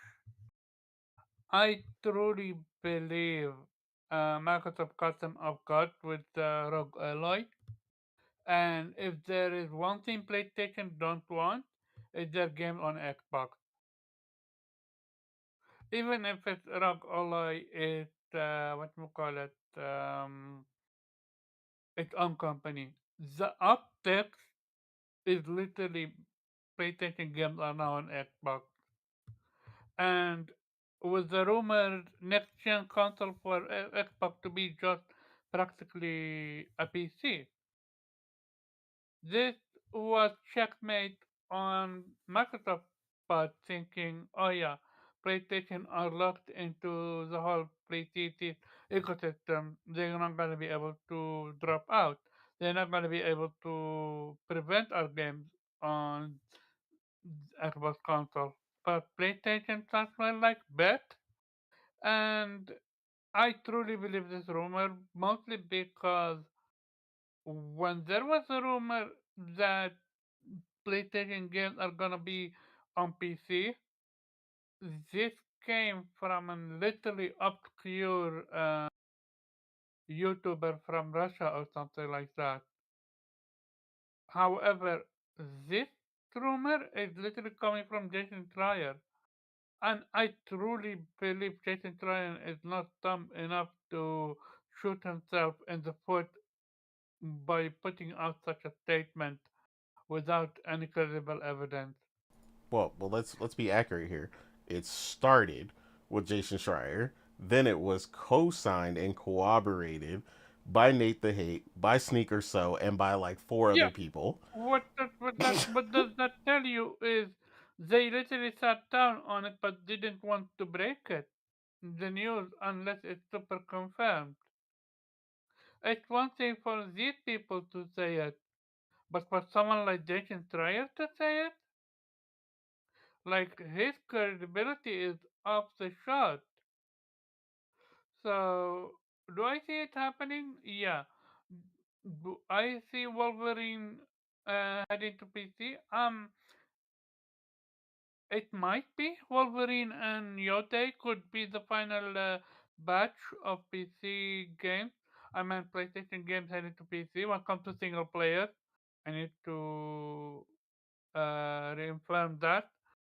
Um, do I think it's a good move? Yeah, we've been saying it for so long. Microsoft uh, locked themselves in PC ecosystem, so even if they create back exclusive, as long as still on PC day one, they are still gonna be fucked. So PlayStation found a way to not lock themselves in day and date, and they gave themselves a lot of leeway to step back if needed. And let's face it, their games are not selling on PC. Their multiplayer games are, but the single players aren't. Because PC is not their target audience. And if someone is a PC player and loves PlayStation games, he or she is gonna invest in the ecosystem. You're not gonna put 10k, however much people put on their PC just to play their games, and not buy whatever you want for your preferred gameplay games.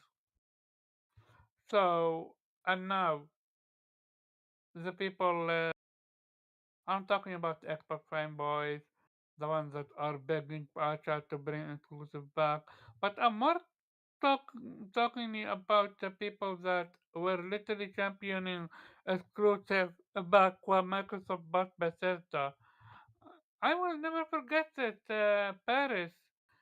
You want to play Bethesda game? Get an Xbox. Look at them now singing a different tune. Exclusive are anti-consumers. They always go with whatever the leader tells them to, eh? But he is also. Do you guys know why a parent is against PlayStation stopping with their games on PC? Because he doesn't even play on Xbox. He plays on PC. Yeah, I mean it's his His primary platform. his ecosystem is literally a PC thing, not an Xbox thing. Yet he branded himself as an Xbox. Uh, every person we knew on YouTube, on Twitter, that used to be an Xbox person moved to PC. Because they could literally see it with their own eyes that Microsoft is literally prioritizing PC people over Xbox. Um, yeah, this whole PlayStation thing is going to be interesting when they reveal it, if it's true. Is there a way for them to backtrack? I Well, don't think. I don't think they're gonna reveal it. I think it's just gonna be obvious when you're finally 2 3 years out from a game and there's no port, like I because don't. they don't make announcements to their strategy like that. They but they do when they talk about how they still committed to releasing games on PC after 3 years to 4 years. Remember? Yeah, Like but I'm saying, okay, so in the discussion, the fireside chat that they have, the investors meeting stuff, this. they loosely talk about stuff, but they don't. I mean, they're not laying their entire hands out on the table, is what I'm saying. Like they're not necessarily going to jump in a meeting and go, "Hey, no more single player games on PC." Period. Like they're just not they're not going to do that because that would be What they might do locking then, yourself into something. what what they might do then is literally say we're gonna release just games on PC, single player games on PC. I mean, I don't think they're So gonna you say. I don't don't think think? they're gonna say anything. I think it's just gonna happen. But I mean, I don't need them to say it. Like, I think it's gonna be very obvious because ultimately No, it's an action. I want them to confirm it. You're I not. want You're to not see gonna it. get that, dude. He That's wants. not. I get it, Omar. He wants that petty PlayStation back. Yeah, Oh yeah. I precisely. mean, Like yeah.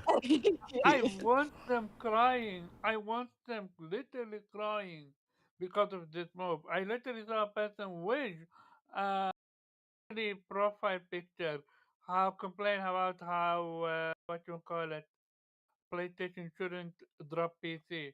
And this person was literally 2 years, 3 years championing exclusives, only now to be PC master race. Like nah, I want them to be on their knees and crying and begging. Damn. Omar. Okay. Wait, hold up. I mean, I told you he hated it when it happened. So yeah. I mean, I'm not And surprised by I have Omar. always no hold up. I have always said I hated it. I never hate that Oh yeah, what we you know. call.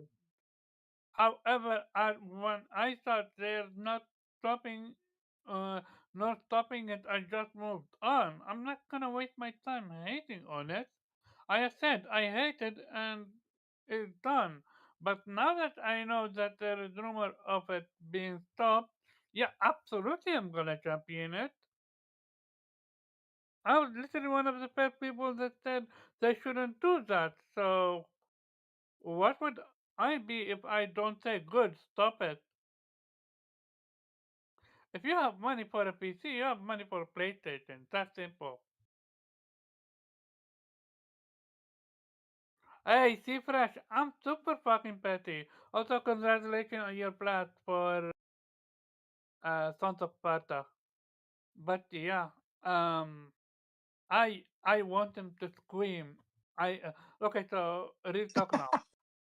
This man. I am laughing at it because you guys forgot how they literally laughed at when I say us, I mean the people that said they didn't want that move.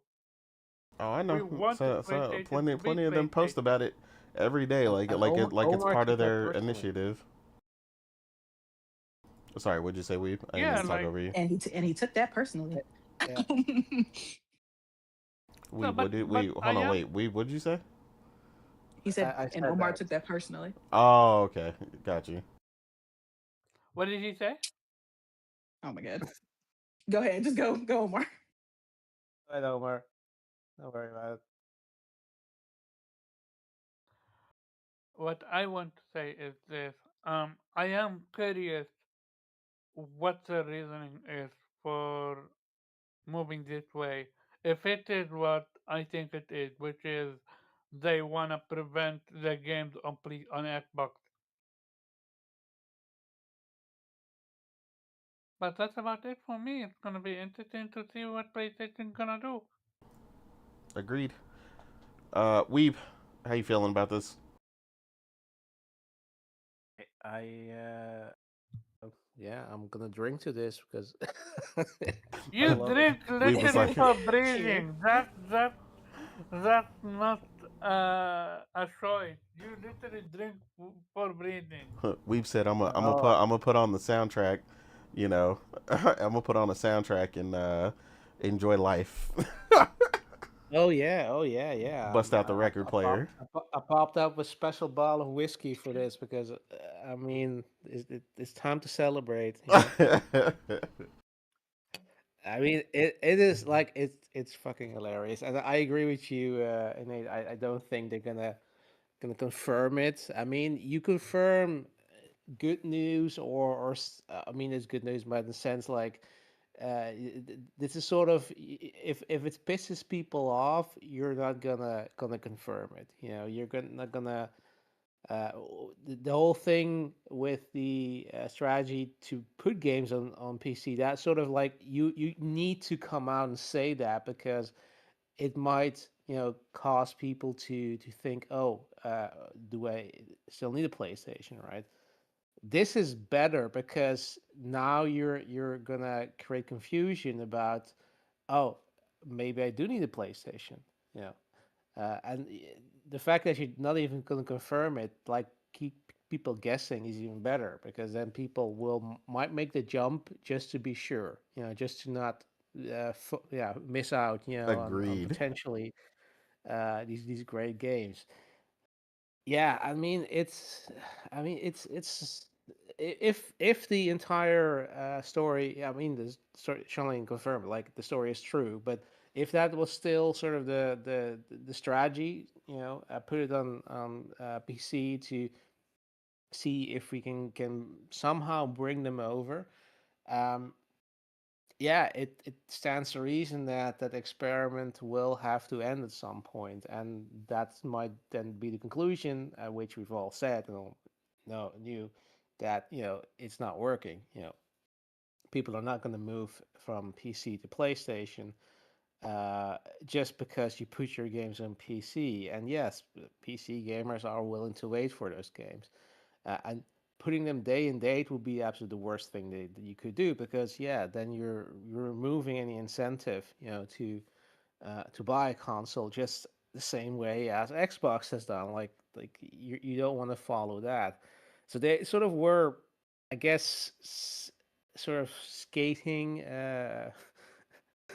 Your favorite quote from Blade. I think some motherfuckers also try to skate uphill. I think Absolutely. that's kind of what we're trying to do. Seeing how close they could get, without flying near the sun without burning your wings like Icarus. See how far they could get without it sort of biting them in the ass. And I think yeah, they at one hand saw this is not um, it's not really making a difference. Yes, and they I guess they were kind of satisfied with sort of getting some extra revenue. And I think maybe also sort of the hardware issues with with COVID, the shortage, stuff like that might also have played a role in the sense like that they extended that because they okay, yeah, not everybody might be able to get a PlayStation, so we're sort of uh, uh, keeping giving people options that rather okay, we're going to go for the additional sales of the software. Then we can't sell more of the hardware because we don't have it. We can't meet the demand, right? So that's probably, I mean, there's so many factors you can think of which would cause them to, yeah, continue the strategy and now discontinue it. I mean, and I think that might also factor in because they know. I mean, like PC also is kind of at least the moment it's very expensive because of the Rampocalypse. And yes, that also affects consoles, of course, but PlayStation probably already or Sony or probably already has they've made sure to have plenty of stock for the PS5. They probably also have plenty of stock for whatever they need for the PS6, right?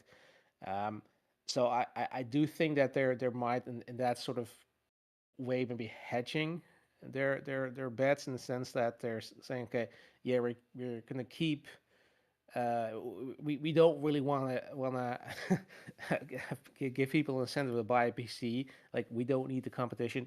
Yeah, we want and we don't think many people will. Like the market might have the growth will possibly slow down because of the how expensive it is, and uh, they have no. I mean, this is of course gonna go down at some point, but the way things are going, like they have no way of knowing. Okay, when is this AI bullshit gonna stop? Because yeah, now it's RAM. You don't know what's next.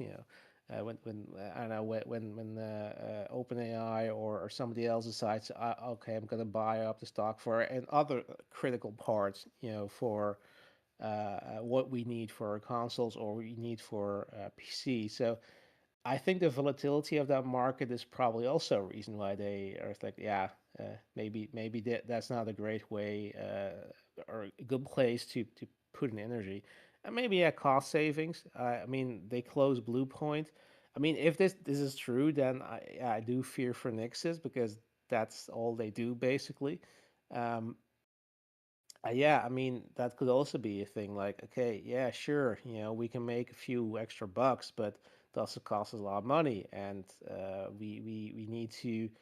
Yeah, we have a lot of overhead, and maybe it's not worth it. Considering that, yeah, as you guys also said, like initially it looked like it was, there were some, yeah, sell it an extra million is pretty nice, but like that tapered down pretty quickly when the novelty wore off, um, and those were possibly not the type of games that they were looking for, and they were pirating it, etc. And yes, not all of the games were ported at least initially, properly, as in they had a lot of issues, which again also incentivizes people just pirate your stuff or just not play it at all. Um, so there's so many factors where you're making things maybe complicate complicate things. You're adding additional costs just for something that marginally increases your revenue. And yes, there's also a thing called opportunity cost. You could spend that money you invest or you spend on Nixes making those ports on other things, on other games.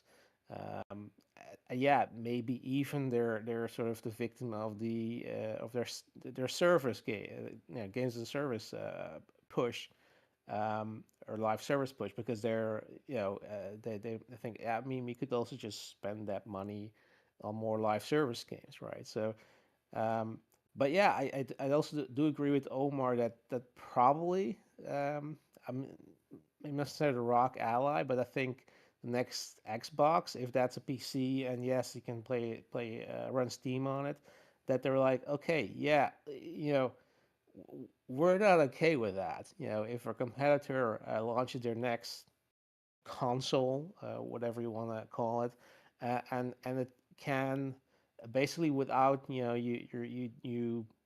having to I don't know crack it or whatever. You can just run PlayStation games on it, right? Like that's probably something like that. Okay, yeah, that's not gonna look good, and that's gonna it's gonna give the impression that you can play all our games, on our main competitor's platform, even if it's through Steam. It's still and they're the way that Microsoft is going, the way that they're advertised the Rock Ally as being an Xbox handheld. Yeah, it certainly looks like they're at least that was a strategy when Phil and Sarah were still there, that they were just gonna say, hey, we have a PC, but yeah, it's an Xbox, right? It's an Xbox. Everything is an Xbox. So don't think about it. You know don't mind the man mind the current. It's just an Xbox, right? Trust us. And I think that's what they also are afraid of, or at least that's what they're thinking that Xbox is doing. Like, yeah, then no, we shouldn't continue putting our games on PC because that might indeed, essentially, we might be going to do the exact same thing that Xbox is currently doing for us, which is great for us for PlayStation, but not so great for Xbox. They're doing that because of the necessity to make that 30% uh, uh, profit margin target. Like, yeah, of course they're going to be not too having too keen on helping Xbox in the same way. So yeah, I mean, I don't find it strange. I think there's plenty of reasons to think why they're doing it. And again, we will probably never actually know unless I know a Herman or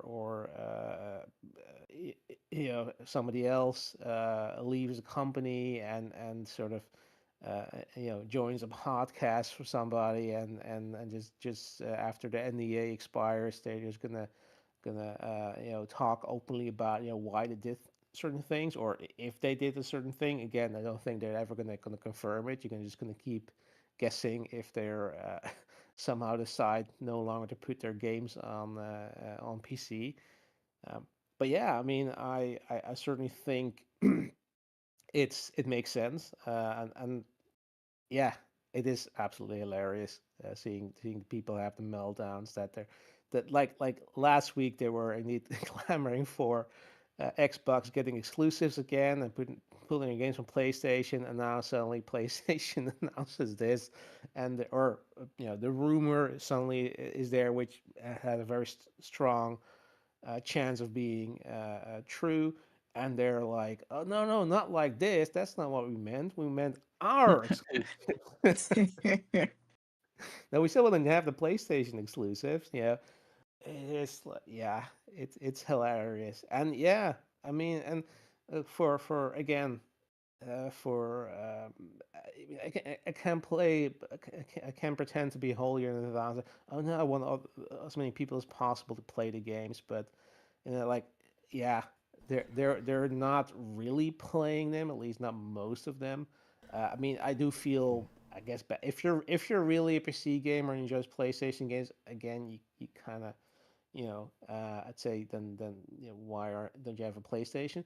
But still, sure, if you don't have that luxury, if you were looking forward to those, sure, that sucks. But yeah, I mean, it is what it is. Like, in the same extent, yeah, some games skip PlayStation. They're Steam exclusives, and I mean, you've had that problem several indies, Morgan, where yeah, there's no Yeah.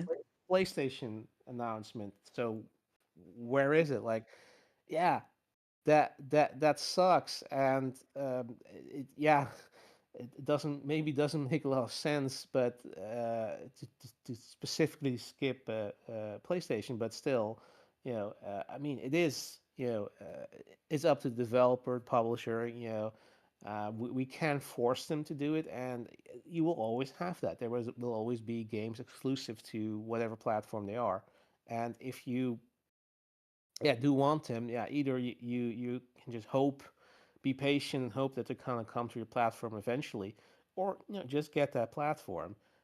And again, yeah, it's not cheap, especially now. Like, if you want to get a PC, that it can be quite expensive, and probably, if I mean, the consoles always keep increasing in price. Like, I mean, I think the Pro is now gets sold on, at least on PlayStation Direct. So I Hmm. mean, yeah. I mean, you should have taken that chance when you got it. I mean, when it gets back in stock, I would certainly, if you don't already have one and you want one, don't wait, because they're not gonna get any cheaper, and uh, you know, and with the PS6, probably it's also gonna suffer from all the the inflation and the apocalypse and all that stuff. They're certainly gonna not gonna be any cheaper than what you're currently paying for the PS5. Um, so yeah, it's not gonna be cheap, but it does give you at least confidence that the PS6 is gonna still gonna have exclusives, and they're gonna put everything day and date on PC. Likely not gonna put their games even on PC anymore, based on it, at least the single player games. Um, yeah, I mean, that's something you do want to get out there, in whatever way, whether it's a rumor or not, to entice people to invest in the next generation. And I think, yeah, this generation was definitely strange in the way, at COVID, yeah, all the shortages, the inflation, probably indeed going to be extended due to now the RAM apocalypse, or the AI apocalypse, whatever you want to call it. Um, so yeah, it's going to be, you do need to, and yeah, the fact that so many people still stuck with the PS4.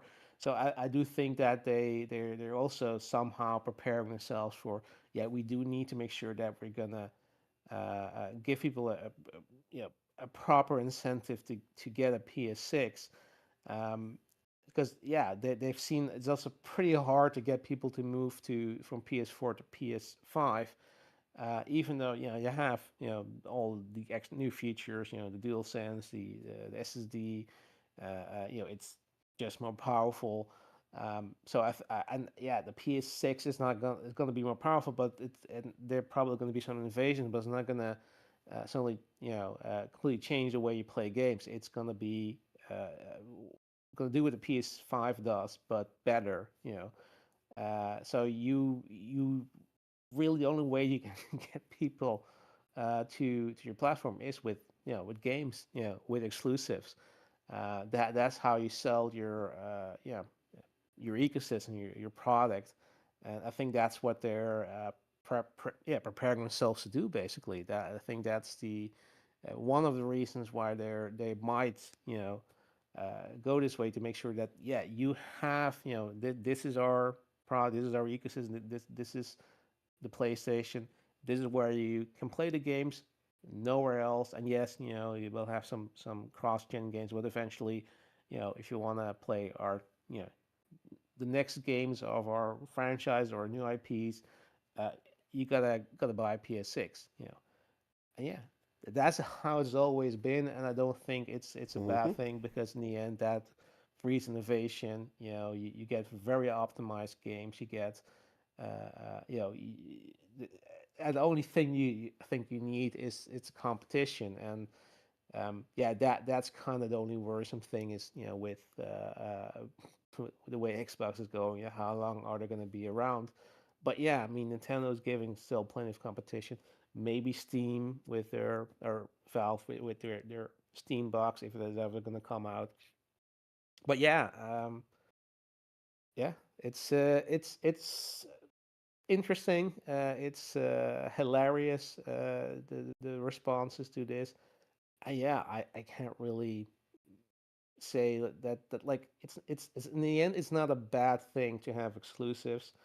Um, and yeah, if it didn't work, it didn't work. You don't have to make excuses and make apologies for no longer putting them on PC if you didn't really see the numbers. And that's not on anybody who did buy the games, but that certainly is, it was an experiment that just didn't work out. And yeah, so Agreed. that was my take. Cool. Um, yeah, man. At the end of the day, this stuff is all funny. Um, Yeah, like I said, a bunch of these accounts, take a second to scroll through, their timeline, and you realize, they're not much of a gamer to begin with, much less, should PlayStation be concerned about them being a consumer or a customer of theirs, because most of them are not. Like we said, most of them are just complaining. Kind of the same thing with recently the a similar thing, but slightly different. People upset about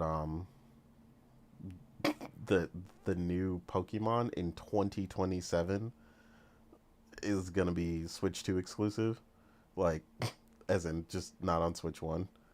It's like, are you people for real? The Switch will be a decade or a little over a decade old by the time by the time that Gen 10 Pokemon comes out. Like, if you are that interested in that upcoming title and you cannot secure a Switch 2 by then, you probably have other things to worry about. Let's be real. Um, but yeah, like I said, but ironically though, these same people that have an issue with, what PlayStation is doing, don't have never have an issue with, exclusives that, uh, yeah, Nintendo has and stuff. So they're always like, oh yeah, not Nintendo though. That's not who I meant. Um, so yeah, that stuff's always funny. But yeah, with that, I mean, we did have some other topics, but we passed the 3 hour mark, so I don't want to make it too long. I think we covered a lot, so we're gonna go ahead and call it here. Um, but yeah, we let the people know where they can find you, sir. yeah, yeah. plenty of things to talk about. You can find me on Twitter and Blue Sky as the Weep Sheriff at If in the Rhizome, and Other Nation. Otter Otter Nation. Nation. Morgan, where can the people find you, ma'am? Yeah, you guys can find me on Twitter at Chill Bandit and on PSN at Chill Bandit 336. Hopefully playing and beating some games. March is about to come upon us. We're about to get some really great games. So, I don't want to see anybody upset about PlayStation news, okay? Because there's great games and there's just good things to play. So you don't even have to focus on PlayStation games right now, okay? It's okay. I promise it'll be okay. But yeah, let's I asked for more positive news that we could hopefully talk about this week, and my wish was granted. So I'm happy, and I can't wait to play some more great games. So yeah, Otter Nation. Otter Nation. Yep. Yeah, playing games. The foreign concept to many a Twitter gaming people, which is so ironic to this day. Uh, but yeah, uh, Omar, where can the people find you, sir? Check out everyone that came through. Hit that like button to stream out. You can find me on Carbon Job on Twitter. Uh, yeah. See you next week. Play your game. Play your game. And with that, I am your host, Innate, or known as the Real Innate on Twitter and Blue Sky. Yeah, thank you for everybody who came through. We had some new people. We had some people who haven't been back in a while. It was good to see everybody chiming in, chatting. I always appreciate, the active feedback and like engaging with everybody in the chat, so we can give us ideas and other nuances to the topics. So it's always a good time. Um, but yeah, like I said, man, at the end of the day, it's all about playing the games. That's what we're excited for. Those are the things we anticipate. Um, you know, I appreciate everybody who actually engages with this hobby and actually loves this hobby the way that I do, because a lot of the negativity does get highlighted all the time by the bigger accounts and stuff. But when people show love to it and they're really out here enjoying the hobby, I feel like that doesn't get stated enough. And that's the support we really need in order to make sure we continue to get great games, when continuing to support great games, and that old school word of mouth like we talked about the other day on Discord, where we're talking about when it was Sega and PS1 and all that stuff, and you find those hidden gems and things like that. you know uh, Gatekeeper circles, and you guys will continue to discover some incredible games. Shout out to Christos, who just started um, one of those amazing games, Unicorn Overlord. So I know she's about to have a ball. One of those, I wouldn't say necessarily hidden. A ton of people loved it, but yeah, more people need to play the amazing game that is Unicorn Overlord. So yeah, but yeah, with that, like I said, we're gonna go ahead and get up out of here, and yeah, everybody have a good rest of your weekend. Otter Nation. Other Nation. Otter Nation. Answer donation.